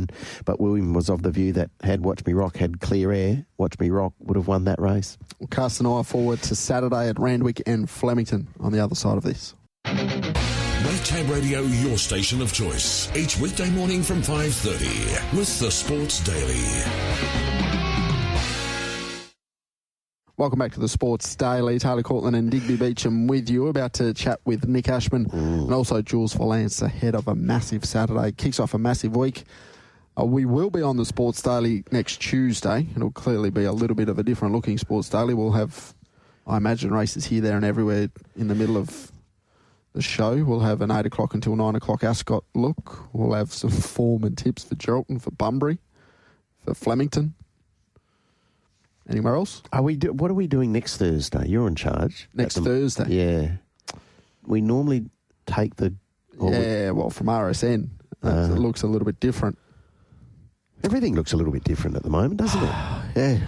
You've got a haircut? Yeah, I went and got a haircut yesterday. It's getting out of control, so... Rein it back? Yep. Yeah. It's starting to look like Warwick Kappa.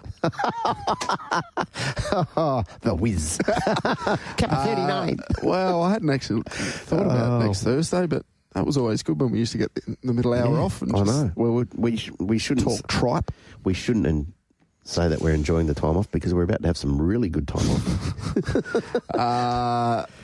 Yeah, okay, I'll think about that. Yeah, One you're thing in at a time. charge. You're in charge. Yeah, we'll make a decision and let the listeners know.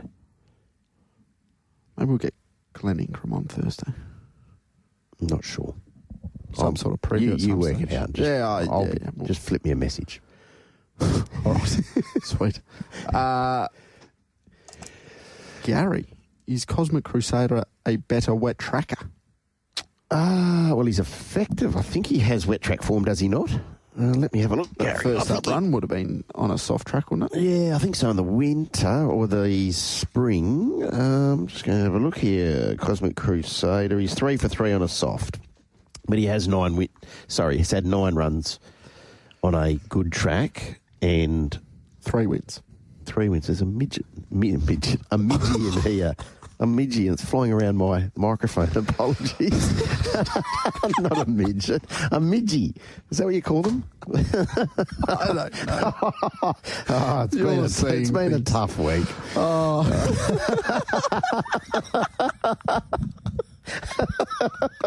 Oh, no. Wowie. So those 2 runs at Belmont were on a soft track. Yes. The Tab Touch Stakes and that 72 plus that he won. So I wouldn't be... Might be, but that's not going to slow him down. Yeah, I don't think he's going to be impeded by the surface that will be presented on Saturday at headquarters. He's a proper horse. He's always profiled like a proper horse, and he gets an opportunity to show that on the weekend. Absolutely. All right, there's a few text messages. We might be able to get them through to Brad Harrdie about the AFL. Who's this? Daniel from Inglewood. Melbourne Cup. I've settled on Valiant King and One Smooth Operator. The first 2 rule changes are a codswallop in the AFL. Codswallop. That's a good word. I'm with you, Diggers, with the ruck change. I don't mind that. Okay. So the first 2 rules that he said are codswallop? Would that be the player not starting in the goal square? That was one of the 7. Is that the one that he was alluding to? Get that. Well, I saw it on the 7 AFL, so they tweeted a graphic. So a free kick will be awarded when the ball crosses the boundary line between the 50-metre arcs from a disposal, and a player must stand if they are within the protected area when a mark or free kick occurs. Yep. Okay. Fair enough. All right. Now, taking a look, Randwick. Gee whiz, hasn't this track got a little bit of a workout over the last couple of Saturdays? Nick Ashman from Foxcatcher joins us on the Sports Daily. Nick, a very good morning to you. Yeah, good morning, boys. It's had a real workout over the last few weeks. They've moved this meeting from Rosehill, its traditional home, to Randwick. And, of course, we've got the Rosehill Gold Cup, so it's a little bit awkward. But nonetheless, there'll be good racing. $10 million up for grabs in the Golden Eagle itself. And we've got an unbeaten mare in the form of Autumn Glow, who's 7 from 7 at the moment. And plenty of punters think she'll make it 8 from 8. Does Nick Ashman think she makes it 8 from 8? I'm going to go against her. Look, okay. I'd love to see her win. I was just talking to Jules Vallance, and we were talking about how it'd be great if she won. It'd be great if Observer won. for racing for different reasons. But look, just only my opinion, guys. And it's only a opinion. It's not something I'm sort of putting my life on. But on my stuff, she rated down in the Epsom handicap, third up from the spell. It was the second time we'd seen her at the races third up, rating down. She did it last spring in the T-Rose as well. She came back off a big number and rated down. Now, that's not to say she'll rate down fourth up from the spell. We don't know. She's never been to the races fourth up. But there is a little theory out there that I'm sort of peddling around that maybe she's at her best first and second up in her preparation. So we'll find out. We'll learn a lot more on Saturday. You would think, being the master that he is, Chris Waller, he wouldn't be running her unless he thought she was going to turn up near her best as well. So I definitely factor that in, probably more important than my opinion. But just at that price, I'm going to take her on. I thought Evaporate couldn't have done much more than what he's done this preparation. He's been a bit unlucky. He could be an each-way bet. And this Japanese horse, Panja Tower, he's got superb ratings to his name, guys. What he's done overseas is very, very good. So sometimes we get sucked into thinking, our horses are just better than everyone else's. But I think the fact is the Japanese definitely have better horses, better depth than us in terms of Group 1 power. We see that quite often on the world stage. All right, so they're the two you're likely to have a bet on, Panja Tower and Evaporate? I think so. Our subs, we backed Modella at $251 to place. So we're giving her a cheer. Obviously, she's up against it, but I think she's around $14 to play. So the 51 to place is good shopping. So we'll be giving her a cheer. I should be transparent and say that. But I do think Evaporate, Panja Tower, maybe even Seeples, although he creeps up in weight. He was $2.50 in the two-rack last time out. Forms Frank through Transatlantic, who won the Five Diamonds Prelude up here last week. And you're getting $21 about him. He maps to settle one out, one back. So, I'd love to see Autumn Glow win, but I'll probably be playing around her on Saturday. All right. Do you have a firm view on the winner in the Russell Balding Stakes? This is a really good addition. It is. Yeah, it is. Look, Jimmy Star is without doubt the horse to beat. We've made him a bet on the weekend. He's a Group 1 winner, 1,400 metres, courtesy of the All-Age Stakes. Geez, he was very good too, back behind Briasa, running the best last 800 and 600 metres of the day. He was set an impossible task on that occasion, and he couldn't have gone any better. And then in the Everest, I thought Ethan Brown's ride was fantastic. I know he's caught wide, no cover, and a few people bagged him, but he was the only one that actually went out and had a crack at trying to give it to Carling Rising and sort of put his horse into the race. It didn't pan out for him on that occasion. He was still brave. I thought outside the winner, he was the best runner of the race, bar maybe Angel Capital, but Angel Capital did what Angel Capital does and got back and just steamed home. I thought his run was huge.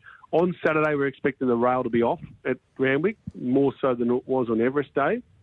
And I think with the soft gate, what Ethan will do is he'll ride him a bit colder, anchor to the outside. You'll see Jimmy Star sprouting wins down the centre part of the track. If you want a rough in that race, Cold Crusher. He's a 1,300-metre specialist. Can't believe I'm saying that because we don't run over that distance often. But he's won 4 races at metropolitan level, all over 1,300 metres. I wonder if there's many horses in Sydney or Melbourne that have won 4 metro races over 1,300 metres. I doubt there would be. So he's a little play each way, and he usually peaks third up from the spell. All right, $41 with Tab Touch at the moment. Cold Crusher in the Russell Balding. $2.75. Jimmy Star is the favourite. Now, as we always do, we run the Rose Hill Gold Cup at Randwick, and Wooten Verney at $3.10 is the favourite. Yeah, it don't make sense of that. Just when you think we couldn't do anything more stupid in racing. It does my head in these things. But anyway, look, I'm sure someone in a position privy to better metrics than me has made the call, and it'll make sense in the long run somehow. Wooten Verney, horse to beat off his figures. He's got a great overall record, this bloke. 9-time winner from 18 starts. His figures at 2,000 metres are outstanding, guys. 6 wins from 7 starts at 2,000. He always takes a bit of time to find his absolute peak. Just a small query is that he resumed here in Sydney, had 2 runs here in Sydney, then went to Melbourne, had 2 runs down there. Now he's coming back here, so he's 5th up in a preparation. Just whether or not with all that travelling, he's going to be at his absolute best. Little roughie for you in the race, Churchill's Choice down the bottom, number 16. Gee, I wish she drew a gate. She was good in the Queensland Oaks. She was only 2 lengths off Yu Wang. She was good in all the lead-ups to the Queensland Oaks. She was even good in the James Carter 1400-metre race won by Lilac, which was her first up run in the autumn. Then last time out, if you go and watch a replay of that Ank Stakes won by Idle Flyer, who's a big chance, single-digit hope in the Group 1 Empire Rose tomorrow at Flemington, she should have finished at least a length closer, if not probably 2 lengths closer. She was beaten in 5 by Idle Flyer, carrying the same weights as Idle Flyer. So the fact that she probably should have got within 2 or 3 lengths of Idle Flyer, who's now one of the favourites for a Group 1, I'll tell you what, up to 2,000 metres, I reckon she's about at $21. Okay, that's a good little push there. Now, overall on the day, do you have a best bet or some other plays that you'd like to alert our listeners to, Nick? Yeah, I think, look, go back to race 3 now. She's just got, you'll know your fate in the first 200 metres, but number 4, Jellylicious, is a mare that's always shown well above average ability. She's had her first preparation with Chris Waller this time in, and she's unbeaten in 3 runs. And Waller's just taken her through the grades and built confidence. I love the fact that he went back to a benchmark 72 last time out because it made Jellylicious carry 59 kilos. A lot of mares sort of struggle when they get up to that type of weight, and he used that and he would have looked at the figures and gone, nah, the weight's not going to stop her. So now he's gone up to a benchmark 78 on a Saturday with some good prize money, and he's got J-Matt back in the saddle, 58.5 kilos. There's a horse called Transcend in the race who goes well, there's no doubt about it, but I tell you what, Jellylicious for mine, she's got a wide gate, sticky start point, she'll follow Husk across, and then I reckon J-Mac just snags back, drops in behind a hot tempo, and she'll blouse them late. I think she's probably stakes class. I wouldn't be surprised if she ends up in a listed or group race after this run on Saturday. So I think she's pretty good, and I reckon we're getting the price because of the spruik on this Transcend for Michael Friedman. All right, that's race 3, number 4, Jellylicious at $3.30. Before we let you go, Nick, the Carbine Club, you flagged it a couple of weeks ago. Panova's there, $6 at the moment. Are we following up? Yeah, I think so. No reason not to. Fairly typical when Sydney horses go down to Melbourne, you seem to get a better price about them. Obviously, Vinrock will go to the front. Regal Award's going really well at present, and he'll be up there on top of the speed. They're going to make sure it's a truly run affair. It's going to suit our girl, Panova. Go to the Sydney Siders. She'll be winning. Don't worry about that. Declared. Beautiful. Love it. Declared. Oh, Nick, over the line. Get some rest tomorrow because then the big week starts. Yeah, I've got Halloween, and we've got our street. Everyone gets dressed up and everything like that, and I'm far. Anyway, there's been a couple. What of are you really dressing up dark as? Jokes James McDonald. Well, I did joke about dressing up as Hey Dad to scare the kids off, but that was more funny with some dark twisted dads than the mum, so we won't go there again. No, all right, good for socials, eh? Good. No, look, I'll be in a Dracula outfit. My wife's barred the Graham Hughes outfit, so we'll go with Dracula tomorrow. And we've got $300 worth of lollies we've bought to hand out over a 2-hour period. Gee whiz. Oh, mate, you should see the street. Every house, if your house doesn't sort of put decorations up, they egg it, and they come swarming in and out. There's usually about 2,000 kids that go up and down our street and another street. So that's a lot of rugrats. It's yeah, exactly. So that's why I was trying to find a way to scare them off. Hence, anyway, previous conversation. But anyway, yeah, all right. Well, good luck. Enjoy that and enjoy the weekend. Prayers with you. See you guys. I better get off there. That's it. Bye. There's Nick Ashman. Oh dear. Jules Vallance, he'd be a Halloween man. Jules, how do you do? I do well, and Halloween, I'm just excited. I just don't know which one of my outfits I'm going to wear, but I'm definitely going to be getting into full makeup kit. I can assure you of that. But it is a cracking night, that's for sure. Now, what is promising to be a cracking day is this Derby Day meeting at Flemington on the weekend. Where would you like to start, Jules?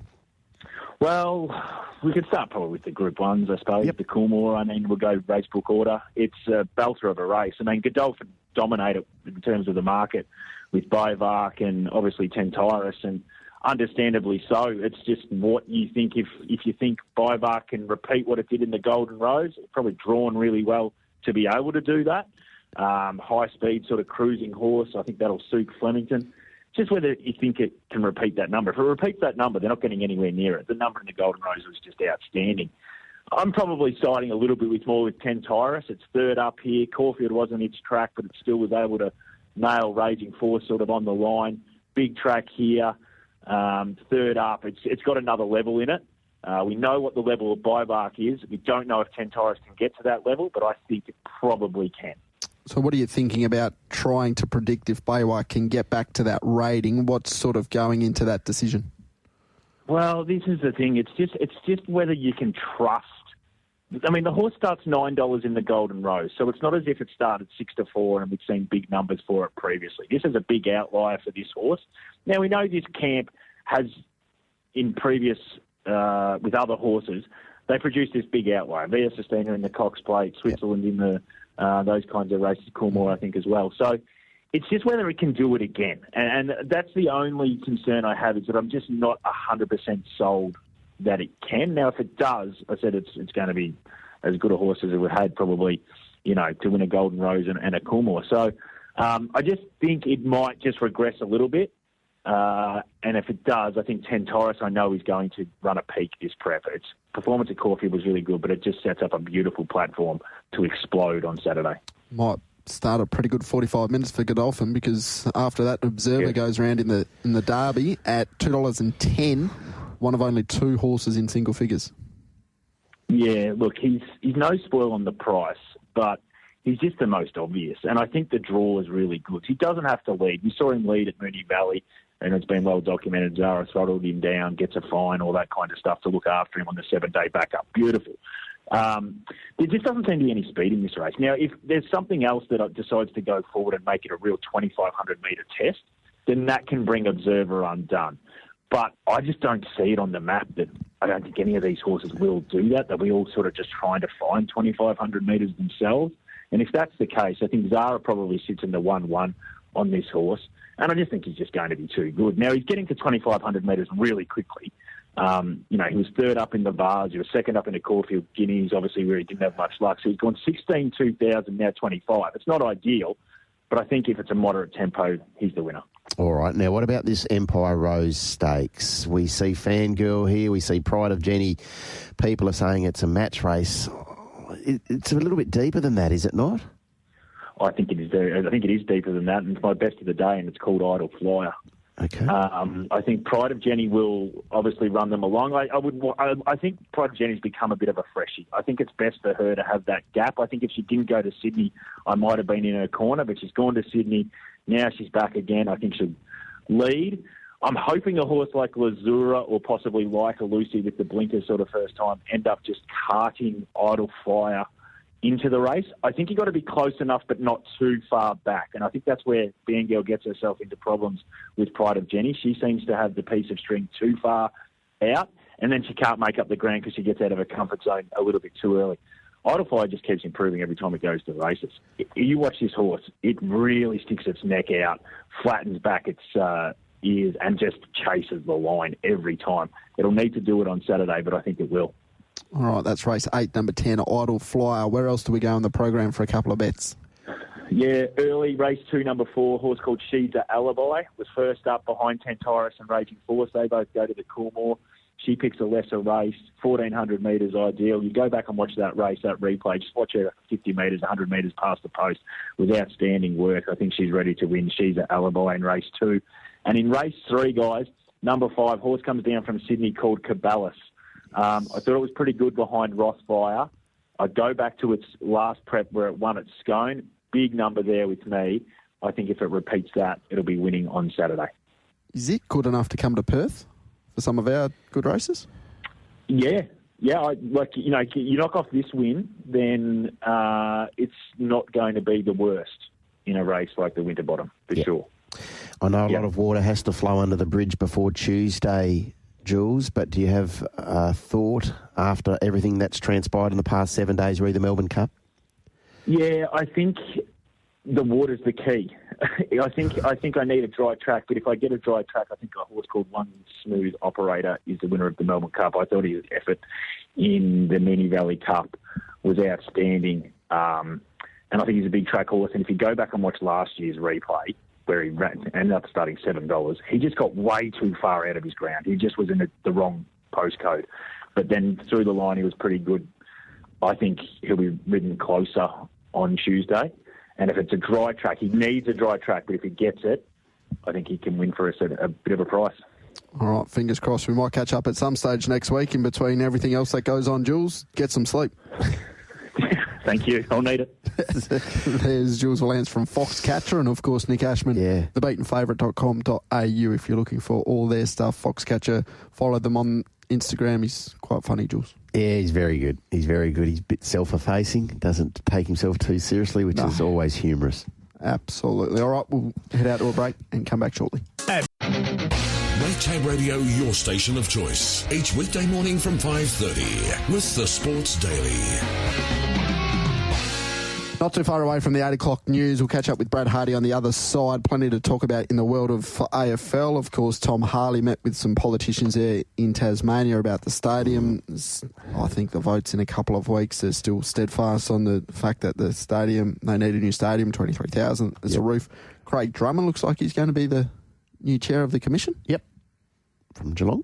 And Reece Matheson. Oh, yeah. He took performance-enhancing drugs. Yeah, he did. He's been banned for 3 years. Yeah, exactly. Shout out to the Wildcats. Yep. Got the job done there. That was a good win. It was a good win. Trailed by as much, I'll spit it out, as much as 17 points and trailed by 12 points at quarter time, and they were able to get up 95-84 over the Jack Jumpers down there in Tasmania. So well done. David Duke Jr. didn't play. Didn't play, no. Dylan Windler didn't play. Yeah, exactly. So they've played 3 games. This Ignite Cup, leave me out of it. I'm not sure about it. Perth Wildcats, they've played 3 games. The Adelaide 36ers and South East Melbourne Phoenix, they haven't even played a game in the Cup yet. But the Wildcats sit atop that ladder with 13 points, and the next best are the Breakers, Jack Jumpers and Bullets all have 7 points. So, yeah, okay. Whatever that means. Move on. Brad Harrdie, not too far away. WA Racing Update is brought to you by Tab Touch. Better your bet with Tab Touch. All right, there you go. Make sense of that weather. Apologies, listeners. Well, we'd like the weather. People need to know the weather. Well, what region are you unaware of the weather? I haven't listened all morning. There you go. It's Northern Racing today. Starts at 1:47. 7 races on the program. Partly cloudy, 24 today in Northern. What about Mandurah? Mandurah, a shower or two, 21. 21. So if you're going to the Greyhounds tonight, you probably need to take a jumper. It'll get cool. 5:39 start time. 12 races on the program. Shayne Williams with tips 4-2, 6-1. His best of the night comes up in race 7. It's number 1 as well. And, of course, he found us a winner at around $7 there yesterday. So seeing them very well, the Shayne train. This is a famous victory, a magnificent performance. On This Day in Sport is brought to you by Loans 123. What a legend. What a champion. Who do you see? Steve Sell at loans123.com.au or call 1-800 100 100. So on this day in history, Diggies, you mentioned something about LeBron. I can't. Yes. What happened there? I think it was 22 years ago, TC, this day. Did he debut? It was 2003. Let me get to it, TC. I think it was. He made his NBA debut with the Cleveland Cavaliers, drafted directly out of high school. Okay, this website's missed that. 2022, Max Verstappen wins the Mexican Grand Prix for his record-breaking 14th GP win of the season. 14th. Good effort. And on this day, 2023, former basketball player Magic Johnson is the 4th athlete to become a billionaire. After Michael Jordan, LeBron James and Tiger Woods, according to Forbes. What year? 2023. Right. He's a part owner of the LA Dodgers. Is he? Is that right? Yep. Okay. So he'd be making more money. Yeah. Birthdays on this day. Diego Maradona was born on this day, 1960. He also retired on this day, on his 37th birthday. He's no longer with us, is he? No, passed away in 2020. 2020, okay. And not our great friend, the tennis reporter, but the West Indian cricketer, Courtney Walsh, 63rd birthday. Is he really? 63 today. He was a beauty. He was there when they were good, and he did everything he could to stop the slide, unfortunately, though. They have continued to head towards the abyss, haven't they? The Top three West Indian fast bowlers in order. Not him. In order, as in one being the best. Yep. Oh, gee whiz. Andy Roberts, nasty fast bowler. Malcolm Marshall, Michael Holding. That's disrespectful to Courtney Walsh. It's disrespectful to Curtly Ambrose, Joel Garner. Andy Roberts was great. He was quick and could bowl. He wasn't a big man, but could bowl a short ball that got very, very big on you. That's a hard question. That's what you used to do to Tim, throw him under the bus. No, that's not true. No, you haven't thrown me under the bus. You just asked a question and I didn't make an outlandish comment like Tim used to do, let's be honest. He's got WA cricket going well. Hopefully they can capitalise. Who was your favourite fast bowler from the West Indies then, TC? Now I am throwing you under the bus. No idea. Okay, good chat. You've seen a lot more cricket than I have. On the Sports Daily, it's time to introduce the 1985 Brownlow medalist from the Footscray Football Club at Brad Hardy. This segment is proudly presented by Retrovision, Loans 123 and Ross's Auctioneers and Valuers. Introducing the boy from Hilton, the AFL guru, Brad Hardy.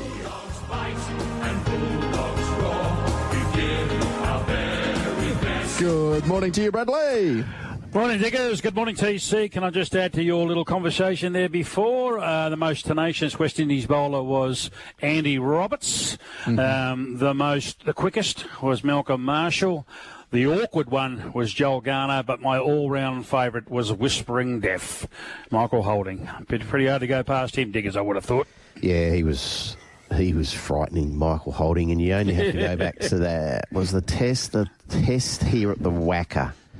And I'm going all the way back, Brad, I think to 75. I'm looking skyward here and TC's looking at me like I've got two heads. I reckon it was 75, 76 or 76, 77 when the West Indies played Australia and a young Michael Holding was in that test mix. And that was, I think there was Lawrence Rowe, Roy Frederick, all of those sort of players. And Michael Holding was operating in the... Dennis Liddy was in that as well, but I think they were operating around the, 95, 96, 97 mile an hour, like on a deck that was lightning fast, frightening. No doubt about that. He looked like he could cross codes to athletics, didn't he? He looked like he'd be a stylish 400-metre runner, for instance. You know what I mean? He could do it. He could do it all. So good discussion. Now listen, with just a bit of breaking news and away from NRL, Ryan Pappenhausen has walked out on the Melbourne Storm. So you might want to get Sully on about that a little later. But the bottom line is that this Ars 360 is coming in, and they've released him from his contract. So it looks as though any player that joins this Ars 360 TC is going to be subject to a 10-year ban, according to pushhead Pete Vallance. So he's got a little bit of thinking to do as out where he wants to go. But, geez, it sounds like there's a bit of money on the table there. This is a breakaway league of sorts, like cricket and a few others that have done it in the past. So Ryan Pappenhausen, at the age of 27, maybe switching to Ars 360. We'll have to wait and see. Okay, that's a big story. Big story. That'll be getting some traction over there. Tough club to walk away from. Yeah, but the money's too big, TC. It's the conning money and some. You know what I mean? I think that's you could be talking 10 million. Like that. That's huge. Like over a period of time, I'm talking about. Yep. But it's certainly got to be. You got to sit up and take notice, I would think. Yep. Boys, depressing news today. We knew about it. It's been bubbling along in the background for some time with Stephen May and Dion Prestia.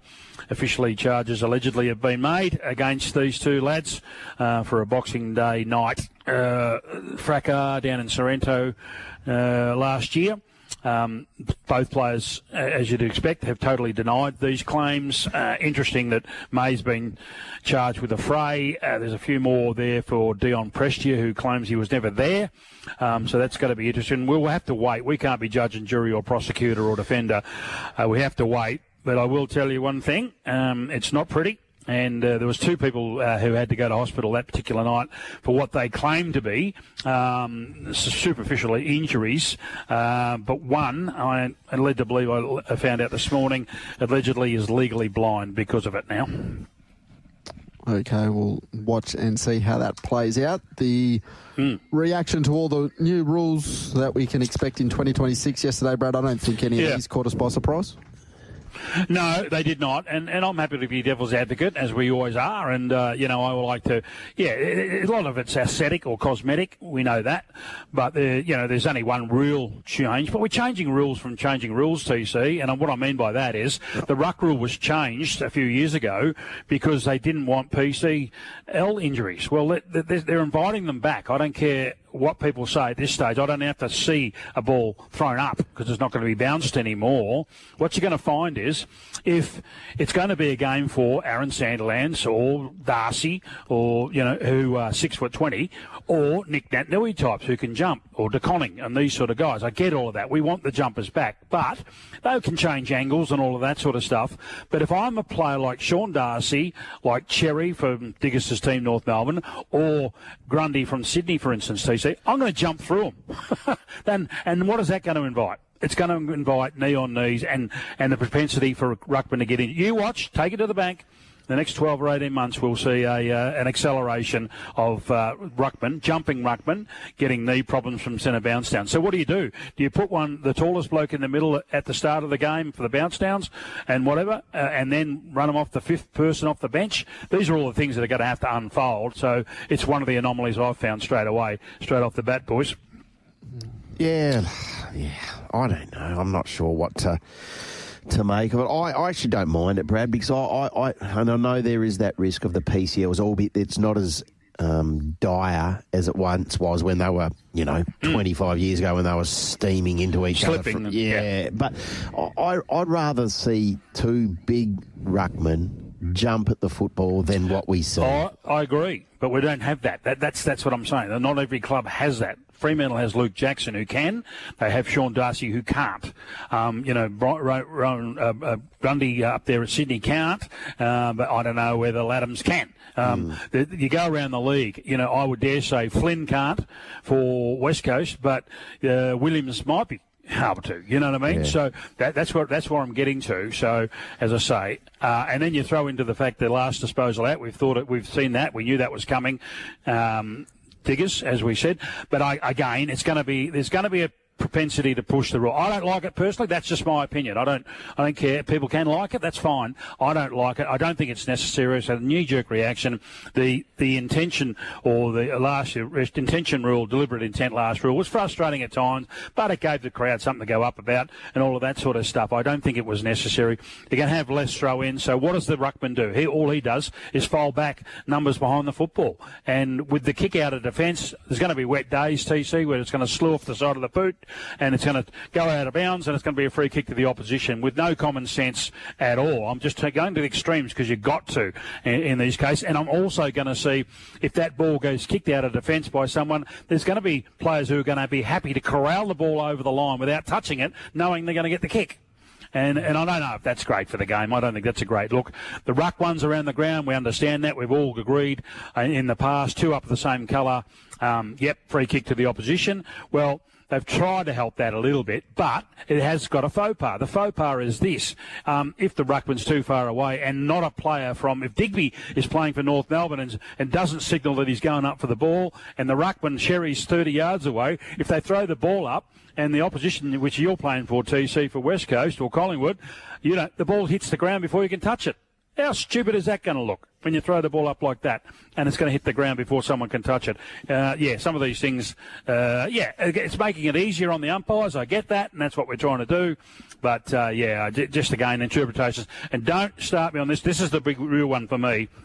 Is the shrugging and ducking. There was a difference between shrugging and ducking. Now they're morphing the two. That's going to be hard work. The time between a player like a Watson, the wizard from Hawthorn, winning the ball and ducking, he said, absolutely ping him.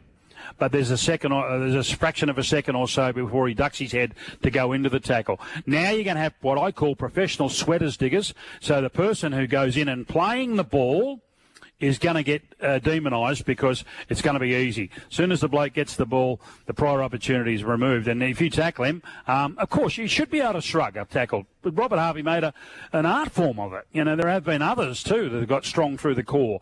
So you should be able to do that. I think this is going to cause a little bit of consternation amongst the fans. So Diggers, and Brad, I'll ask you as well, a player must stand if they are within the protected area when a mark or free kick occurs instead of being able to drop out of the area. Does that refer just to the man on the mark, or is that every player? Well, here's the thing. Just try and picture this if you can. So there's a marking contest. There's 4 or 5 players around that marking contest. The ball is marked, and one player, let's say it's Diggers. Digby, stand. He can be a metre behind the mark. He can be a metre to the side of the mark. He is told to stand, and he has to stand. He can't do what our Bulldogs used to do and roll back 5-6 metres and invite the player to play on, okay? But the other 3 or 4 that are in that there, they don't have to stand there like statues. They're allowed to leave the area. It's just the one, and then that's the way it'll be done. Yep, agree. That'll be hard hearing at some games, I'd imagine. Yeah, well, look, as I say, if you nominate one of 4 players. Diggers is on the mark. Take this to the bank. The stand rule will not be in the game in a year's time. I guarantee you that. And the reason I say that, and as Diggers has highlighted many times over the journey as well, mate, sometimes the player, when they get a free kick or whatever, and the bloke's told to stand on the mark, the bloke picks up the ball sometimes 2 metres to the left or 2 metres to the right. You know, they're already off the mark. You know, and the player on the mark cannot move. He's a statue. It's ridiculous because the bloke gets a free flow at it anyway. Yeah. I thought the rule changes, Brad, there were 7 of them. I thought it was basically Greg Swan implementing a great chunk of common sense. Yeah, that's what the umpires need. Not Greg Swan. The umpires need. They need to be given the autonomy to be able to do that. Here's a thought now, because it's not really about time in play. It is indirectly. It's more about the length of the game from start to finish. That's what they're worried about. The wasting of. So here's a thought. You get 20 minutes for half time and you get 6 minutes for quarter and three-quarter time. Shave it down. 1 minute, so 5 minutes for quarter time, 5 minutes for three-quarter time, 15 minutes for half time. Hello, there's 7 minutes straight off the bat. They're trying to get an extra lesson than the margin of most games by about 15 minutes. There's 50% of it there. Right there. And so, and because you know what it's like, because you've played, so have you, TC, so have I. You know, quarter time things, you spend 3 minutes walking around and getting a drink and whatever and just getting your breath back. You don't need that. The coach gets you in for the last minute, 90 seconds to give you any last second instructions. Same with half time. You're wasting your time pretty much. You're sitting down for the best part of 5, 6, 7 minutes. Yeah, you've got to recuperate, but this is what the game's got to be. And it doesn't need to be any faster. The game, I think the game itself is fast enough. I just think we've gone into knee-jerk reactions in any event to try and make the overall game shorter. Yeah. All right, Brad. The chairman of the commissioner, Craig Drummond. What can you tell us? Yep. Look, I can't tell you a lot. It's a captain's pick by Goyder. Goyder just refuses to go. The clubs have been trying to remove him for some time. He just hangs around. He just wants to be there. It's a captain's pick. Go figure. The presidents, TC, can select the commissioners, but they don't get to select their chairman. They're the constituents, mate. You know, they should be able to. Now, a lot of them wanted Jeff Brown. They knew they were falling on deaf ears because Goyder was providing that with a couple of his commission members writing in roughshod for him and support. So they've anointed this guy. I still think there's an opportunity between now and March when they really fully employ this that there will be a pushback from the chairmen of the 17, 18 clubs. But they have to band together. They can't go in and fits and starts. They have to all go in together. Look, he was in control of Geelong when the third party investigation was going on. It's good that as football people, you can see what they're trying to do. They brought in Greg Swan. They brought in Jeff Walsh. They brought in Tom Harley. They brought in football club people, which is what it needed. But I dare say I think there'll be a bit of a push and shove there in that regard. All right. Anything else, Brad? Yeah, a little bit going on, mate. I'll put it on the market now that I think in 12 months' time that Zach Butters will be playing for the Bulldogs. We tried to get him this year very much so. He wanted to come, but he didn't have the inclination to get out of Port like a Zach Merritt did. Yep. So that'll be one thing. So keep an eye on that next year, boys. I'd like to thank you, Diggers and TC, along with Timmy Walker in the past, the more recent times with what we've been doing. Marty and Shorty with the Aftermath. Fantastic program and going well. I've been here a long, long time with Shorty and Wesley. I go back to those days. Wesley Cameron, what a ludicrous loss to this station he was. The only bloke who understood the radio situation full stop. And I go back all that time ago, before you were born, TC, with Shorty and Richie Bell doing this show. So that was absolutely brilliant. So it's been a long, long time. I'd also like to thank the back of house, Jeff Miller, the tech, who's helped me through numerous problems over the years. Producers like yourself, TC, and Sophie, and all the stand-in ones from time to time. And Kelly Sarich in the accounts there. I tell you what, I've given her an earache over the journey with him voicing and things like that. We will be rebooting elsewhere in February, so just stay on your socials and you'll be able to find that at some stage. And to my very, very extra three brothers, they are, Diggers, Glennie Mortimer from Retrovision, who's been a brilliant man and a fantastic provider for this station. There's been the Nude Nut, Steve Sell at Loans 123. It was West Australian Auto Finances. He's been through them all. And Frankie Lee at Ross's Oxen, who's been an absolute champion. And I dare say those boys will be fronting up with us where we go in February. But it's been a pleasure to be on the station. To all the listeners, we don't necessarily agree on all things as Diggers, and I've had a bit of parrying from time to time. That's not what I'm here for. I was there to stimulate. I hope we gave entertainment. And unfortunately, due to, and I often criticise footy clubs, don't I, Diggers, about their boards and how they make inept decisions because they are inept themselves. They do not know their product properly. They do not know what they are managing, and they make wrong decisions. And this is no different. This will be my last, boys. So I wish you well. And I hope everybody in the TAB radio now, whose futures are up in the air, are settled in the not-too-distant future. Well said, Brad. Don't be a stranger. I think you've been a wonderful contributor to not only this radio station, but sport racing in general in this state, because we do see it through the lens of a parochial sandgroper, and we thank you so much for your contribution, mate. Pleasure, boys. Go well. And don't forget, Frankie Lee at Ross's Oxen, he's a champion. Don't forget the Nude Nut, 1-800-100-100. They're going to still continue business, even though they might not be hearing him on the station. He can do things the banks can't. And, of course, Group 1 Morts, 17 stores. His picture's still above your head there, TC. I can see you listening, boys. Go well. Thank you very much, Brad. Very well said, and we'll catch up very, very shortly. Harrdie is proudly presented by Retrovision, Loans 123, and Ross's Auctioneers and Valuers. Retrovision, lowest price guaranteed.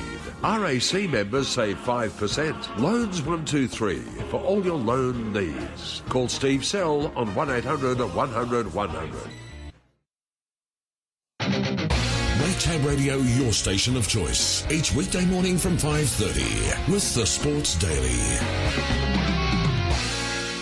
Welcome back to the Sports Daily. Taylor Cortland and Digby Beecham with you, chatting to Lewis Clay very shortly, and then Brad McMannus with the Tab Touch Markets. Brad Harrdie's led up the text line. Okay. Yes. So, actually didn't know that was going to be his last day on air, so we thank Brad Harrdie. Would have been nice to be able to, not having go at Brad, but would have been nice to thank him because he's, I don't know how long you've been on TAB radio for, would be. Many a year. Shorty and Richie, that's at least, at least a decade. Oh, yeah, long time. And he's not everyone agrees with what Brad says, but I'll tell you one thing. With Brad, gets them talking. He gets people talking, and he has firm opinions. And this is the game. This is sport racing. It is opinions. You're allowed to have opinions, and you can express your opinion. And just because Brad has a differing opinion to myself or you or the listeners, it doesn't make it right or wrong. So we thank Brad for his long service, and it has been long service and contribution to WA radio, because you can hear him on 6PR. Yep. Clearly. He's been a wonderful FM he's been on Sport recently. FM, yeah. So, no, good on him. It's been a wonderful innings. As you said, TC, we didn't know that was coming, but no, I think he can put his head on the pillow tonight and be very, very content with his input, putting it mildly. Yep, absolutely, and that's the role the media plays in any sport. If you're having debates and you get people talking about that sport, that's part of the promotion and what makes people love that sport. So Brad's done that for a very, very long time and done it very, very well. From a Sports Daily point of view, this won't be our last show. We are still going on, but when our last show will be, we can't let you know at the moment. Well, we don't know. We don't know. We don't know. I'm not withholding information. We actually don't know. So when we do know that, we'll pass that on to the listeners as soon as absolutely possible. But obviously, when you're tuning into 1206 in the metro area and then all around the state, if you tune into the app or into the radio, things are going to sound a little bit different going forward. But when that change starts, we're not too sure, but we'll keep you updated as much as possible. I think that's as much as we're allowed to say. Yeah, and as you said, we're not withholding information. We actually do not know ourselves. So when we are aware of the conclusion and what it looks like, we will certainly let the listeners know, because they deserve that. Yeah, absolutely. All right, we'll chat to Lewis Clay very, very shortly. And as I said, Brad McMannus not too far away. I would go to the text line, but I think I'm going to have to try and read some of these before I read them out and just not go over those. So, anyway, Flemington, we've got all the markets up there. We've taken a look at Ascot as well. You can head back to the podcast, tabradio.com.au, if you've missed anything this morning. We spoke to Grant Williams, very positive about the reports on Watch Me Rock heading towards an Asian bow elite bow heading towards the Placid Arc as well. Has improved from that first up run in easier grade, and we spoke about it. Diggers looks like the horse is going to get every possible chance to show his best with the run he's going to get from that draw. Exactly right. Yeah, big days racing, all those markets up with Tab Touch for the 10 event card here at Ascot, and we'll have a chat to Brad McMannus in the next 5 to 10 minutes. Yep, absolutely. We did have a text earlier on asking when a Perth Cup market is. So if I forget to do that, Diggers, with Brad McMannus, could you just... Yes, I can do that. Remind to... Perth Cup market. I'll write that down. When that's... when would the nominations for that be? Oh, what are we now? Have they already come out? They haven't already come out. No, so we're 2 months away, aren't we? November, December. Yeah, okay. They wouldn't be far off, but we can certainly ask Bradley that question. Was it last year or the year before? Apulia was a very good chance of coming over for the Hayes boys. Won first up Friday night at Moonee Valley before the Cox Plate. I wonder if that horse would be in the nominations and maybe coming over as well. Yeah, I don't know. Who would be your clubhouse leader in terms of a market right now if you would Brad McMannus? Diamond Scene probably, but would be very, very close to top weight, if not weighted out of it now. Yeah. Captain Pluto? Not sure. Question without notice. Yeah, I don't know. Diamond Scene's probably the best stayer. Whether or not the weight gets the better of him, not too sure. We'll wait and see. Certainly the return was great, wasn't it? Yeah. Oh, it was a wonderful return. So Michael's got that horse humming, which is good to see. All right, take a look at Cannington Saturday night, the Young Stars Classic. It's a Group 3. We've got 5 heats. We've got the Canning Show Cup final as well at Cannington on Saturday night. Big night of chasing. Lewis Clay joins us on the Sports Daily. Lewis, how do you do? How are you, boys? Yeah, going well. Good to hear. Good to hear. How's Kokrak going? Race number 1 on Saturday night, drawn 8. Does that suit? I think it does. Yeah, he doesn't mind it out there. He ran a nice placing at Mandurah from box 8, but he is a professional place getter. So, hopefully he can break the maiden status soon. But yeah, if he runs another place, I'll be happy. Do you think he can break through finally? Oh, I think he will eventually. He's kind of lost a little bit of confidence after the last couple of starts. Got smacked around a bit, and I just want to see him find the arm. When he gets on the arm, I think he's a bit of a different dog. All right, are you a little bit more bullish about Flop Shot in the third over the 520? Yeah, definitely. He's been trialling very well. He's probably a run short. He crept up on me this series, so I was probably 1 run short. But apart from that, he's trialling very well, and box 1 definitely helps him. But yeah, it is a good field, so he'll have to be at his best. All right, race number 4. We'll go to the next dog named after a golfer. Oosthuizen, $6 from box number 4. In good form, but how does the box set up? I'm not too sure. I think the 3 and not sure what it's called, Cool Runnings. Yep. We run pretty similar splits, and I think it gets off on the first corner. I know I do as well, but that could be a hindrance for us, and then it could make the run very good for the red dog. So apart from that, gave him a couple of weeks freshen up, and he's also trialling quite nicely. So, I'm happy with him, and he'll be ready to go. He's fit as anything. All right, so one of these heats of the Young Stars will feature Divot, box 7. This is race 7 over the 520. Looks to be a chaser with some talent. Yeah, I think he's slowly starting to work it out. He's a big gangly dog. But, when he gets it right, he's very, very fast. We've known this for a while, and just been waiting for him to put it together, and he kind of did last start, and I thought, well, we're going to have a go at this 500 metres. I think he might get it now. And off his trials that we've given him after that run, he looks like he will get it. So, hopefully he can handle the Cannington circuit nicely again. He's only had one look out the boxes. So, we'll see how he goes. But I don't really like the draw. I think the 8 will crash across and it might stuff him up a little bit. Okay, of your 3 dogs there going around in the classic heats, who do you think is the best dog? I think Flopshot's got the best draw, so he should be the one to best chance for mine for out of them 3. All right. How about overall just best dog? If they were all to get similar luck, who would be the best dog? Ooh, Divot's got more speed. Flopshot's got more mid race. It's just Hazen's probably just behind them, so I'd probably have to go with Flopshot. All right. Race number 10, you take Cabin Crew to the races. Box 7 is the favourite, but favourite at $4.40 in early market. So a wide open race, all 8 dogs under $10. Cabin Crew, how's he going? Yeah, he's going quite well. I thought his run last week was super. For a dog that got back, he normally likes to find the arm, and that's when he runs his best. But he come from a long way back and found the rail, which was very interesting for him. So I don't know whether he's just switched on, maybe. I don't know, but he's very fast. There's another one that is just a sticky draw. That Sunset Mirage, he's drawn on the outside of him. That stuffed him up last week early until he got past him. So I don't know if he stuffs him up again. That's probably my only concern. Would like to see him get a good draw at Cannington and see what he does, because he hasn't shown his best foot there. He's probably been more of a Mandurah dog. All right, so you've got Cabin Crew and then also Kokrak, who I don't think was your best, but Flopshot the best of the team on Saturday? Yeah, I'll have to go with him. Yeah, definitely. All right, do you have a winner somewhere else for the listeners? Definitely not. Okay. I've got 2 in tonight, and they're probably 2 of the slowest dogs I've got. All right, we'll move on. You're honest. Yeah. Luke, great to chat, mate. Thank you. Best of luck over the weekend. No worries. Thanks, guys. There's Lewis Clay. All right, Flopshot Saturday, race 3, number 1, of course. Okay. That program, all the form will be done by the boys on Chasing Winners tomorrow morning from 9 a.m. here on TAB Radio.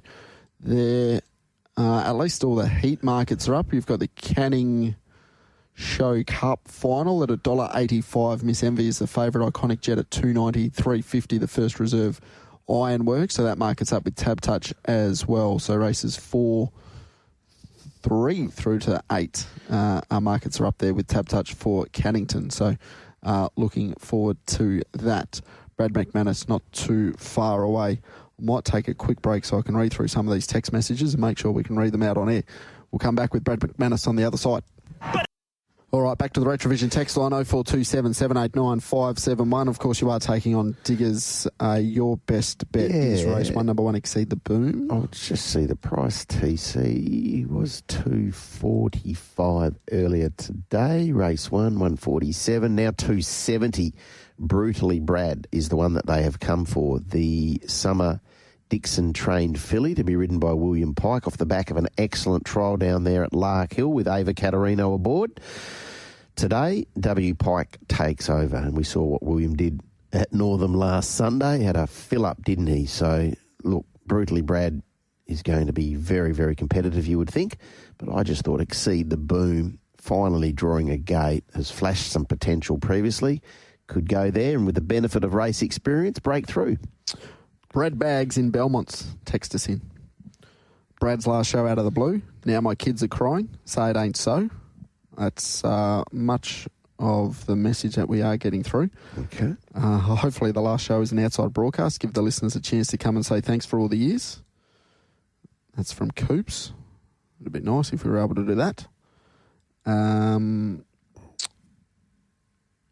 Anthony, I don't like most of what Brad has to say or agree with him either. However, I tune in every day to listen to him. There you go. And that's probably a sentiment which says that, Brad has been very important to this radio station for a long period of time. Does his job very, very well. Yeah, exactly right. And then there's a lot of messages coming through asking what's going on, and we've sort of explained that. We unfortunately can't give you too much detail because we don't know too much detail at this stage, but as soon as it comes to us, we will pass it on to the listeners. One man that does have a lot of information for us, though, looking forward to racing on Saturday at Ascot, the Asian Bow Stakes, the Placid Arc Prelude, the Prince of Wales Stakes from Tab Touch. Brad McMannus joins us. Brad, a very good morning to you. Hello, gentlemen. Good morning. How are you? Yeah, really well, Brad. Great to have a chat to you on this Thursday morning. Is there one race which tickles your pickle more than another on Saturday? Most of them do, let's be honest. For some reason, there's always something about the progressive 3-year-old stepping out and a good bunch of them getting together and big field, looked a bit of tempo. So the Placid Arc Prelude sort of, those types of races get me every year, the progressive types. And this one's no exception, is it? No, it's a cracker, no doubt about that. Hot off what we saw last weekend with some very good 3-year-olds as well. What has the market done since it was released yesterday? Settled in reasonably well. Not too many major moves, and what's even better to see is a good spread of money. We love that.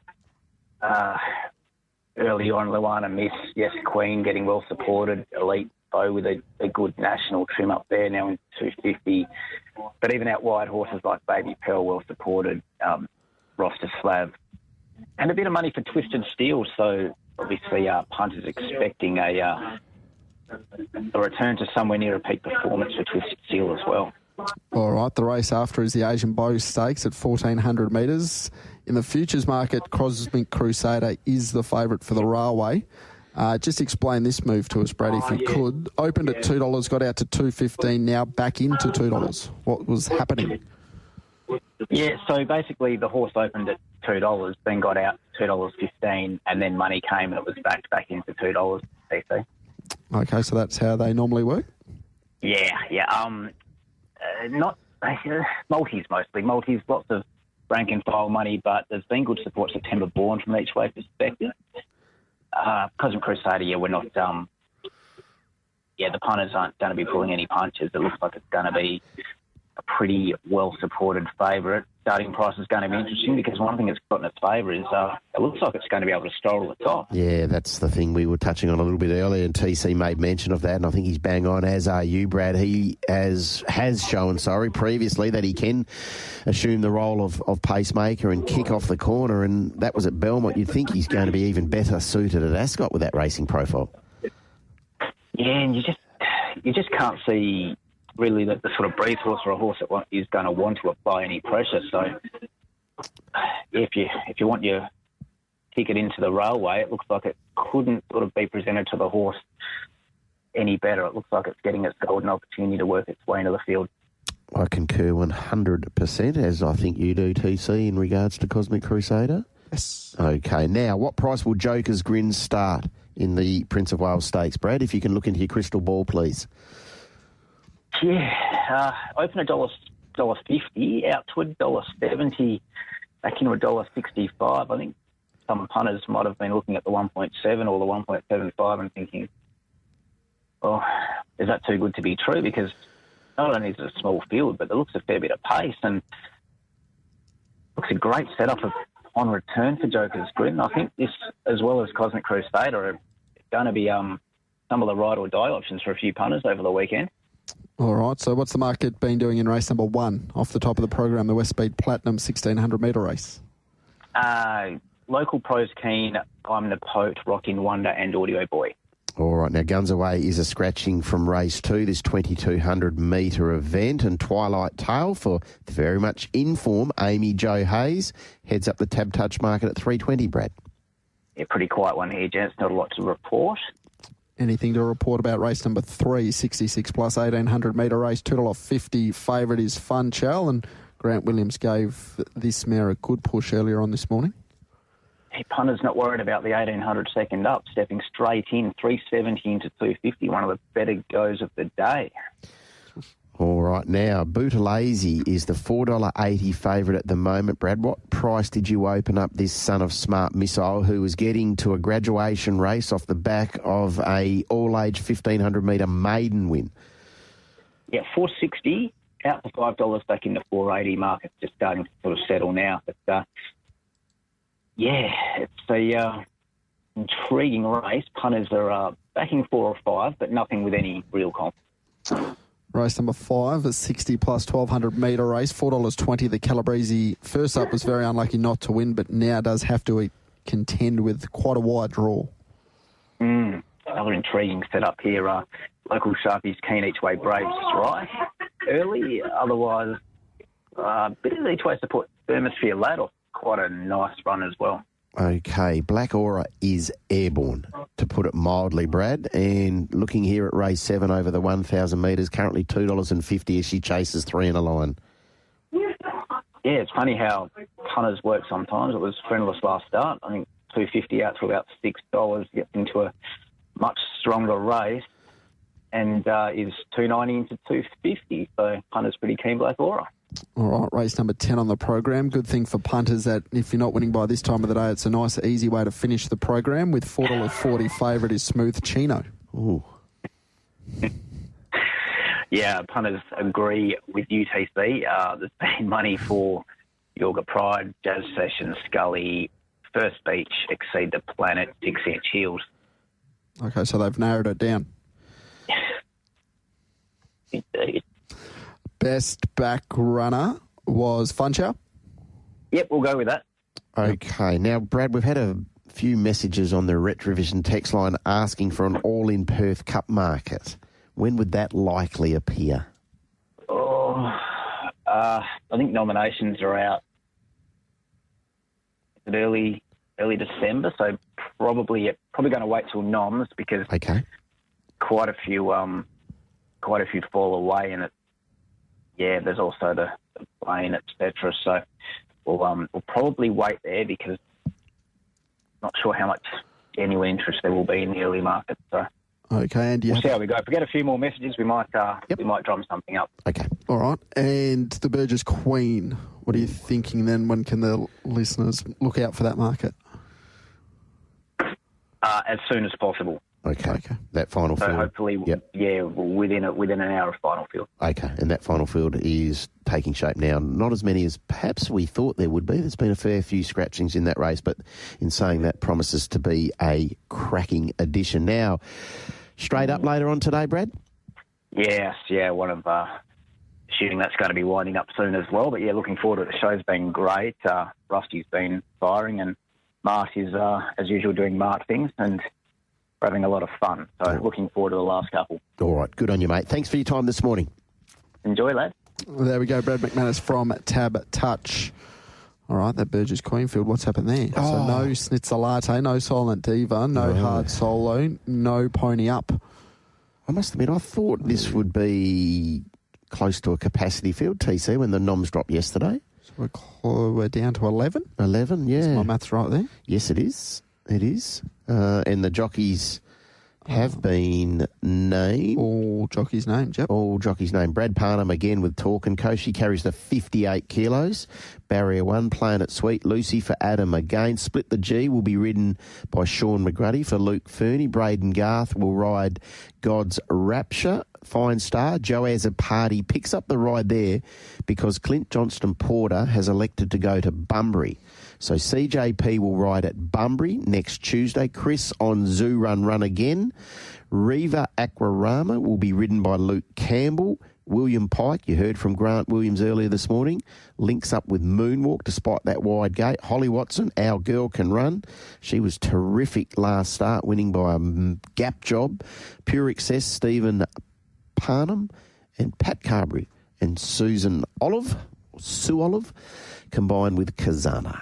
All right, well, do our best to preview all those races. Well, not preview all the races. We'll try and give you as many tips as possible. WA Racing-wise, on Tuesday on Melbourne Cup Day, we'll be on air what that show looks like with races around the country. We'll bring you all the colour and festivities from Flemington. Obviously, I think race number 1's normally at about 7:45 local time. I think it's nice and early. Well, I think the first on Saturday on the east coast of the major race meetings is pre-9 o'clock. I think it's in Adelaide. Oh, do they have a big... They might have some more... That might be... Actually, I need to check that, TC. Yeah, 8:57. 8:57. How many races have they got on Saturday? 10. 10. Which... Is that the norm, or is that because they lost a few of them last week with all that wild weather? Not too sure. I think they had 10 a couple of weeks ago. Okay. I know, but I'm not sure if it's the norm. You've got 10 at Randwick, 10 at Morfettville, 10 at Eagle Farm, 10 at Ascot, and 9 at Flemington. Yeah, so Morfettville prior to 9 o'clock, Eagle Farm on 9 o'clock on the dot, Randwick 9:10, Flemington the first, the Carbine Club Stakes at 9:20 kicks off the Melbourne Cup Carnival. And we've got a winner in it. Panova. Yeah, Nick Ashman really bullish about Panova down there in Melbourne, taking the Sydney form, which he thinks is superior. So Vinrock will lead them up here. Mark Zara rides for Matt Laurie. We know the colt's pretty good, but Regal Award's going to be popular as well. Yeah, Regal Award was let run last time. They couldn't catch it. Western Swindon can go forward. We know that. So there's a little bit of pressure. I dare say Panova just sit back and hopefully zap them. Tommy Berry getting the rewards for James McDonald staying in Sydney. Yeah, exactly right.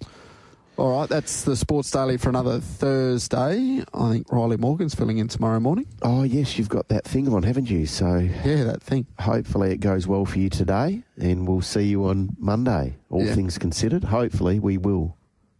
Yeah, well, we'll be here Monday. Well, I hope you will, mate. I know that today's a pretty important day. Calm down. Okay, sorry. You're trying to set me up there. I'm not. I'm trying to help Just you. rest up over the weekend too. I know you can sort of get off the chain a little bit and do some things that are probably a little bit questionable, but no, that's not true. Just try and pull yourself together over the weekend because next week's a big week. It is a big week. Cannot wait for it. Cannot wait for Melbourne Cup week. I love it. Of course, Melbourne Cup Day Tuesday, Oaks Day Thursday, locally racing at Northam on Thursday, and then we're into the Faretha on the Saturday. Lastia. Yep. The Lastia. Get to see Western Empire, as we've spoken about. Super Smink back at the races. Yeah. I'm already skipping past this Saturday. Yeah. The 3 features. So it's all to come. Stay tuned to TAB Radio. Race day not too far away. Make Tab Radio your station of choice. Each weekday morning from 5:30 with the Sports Daily.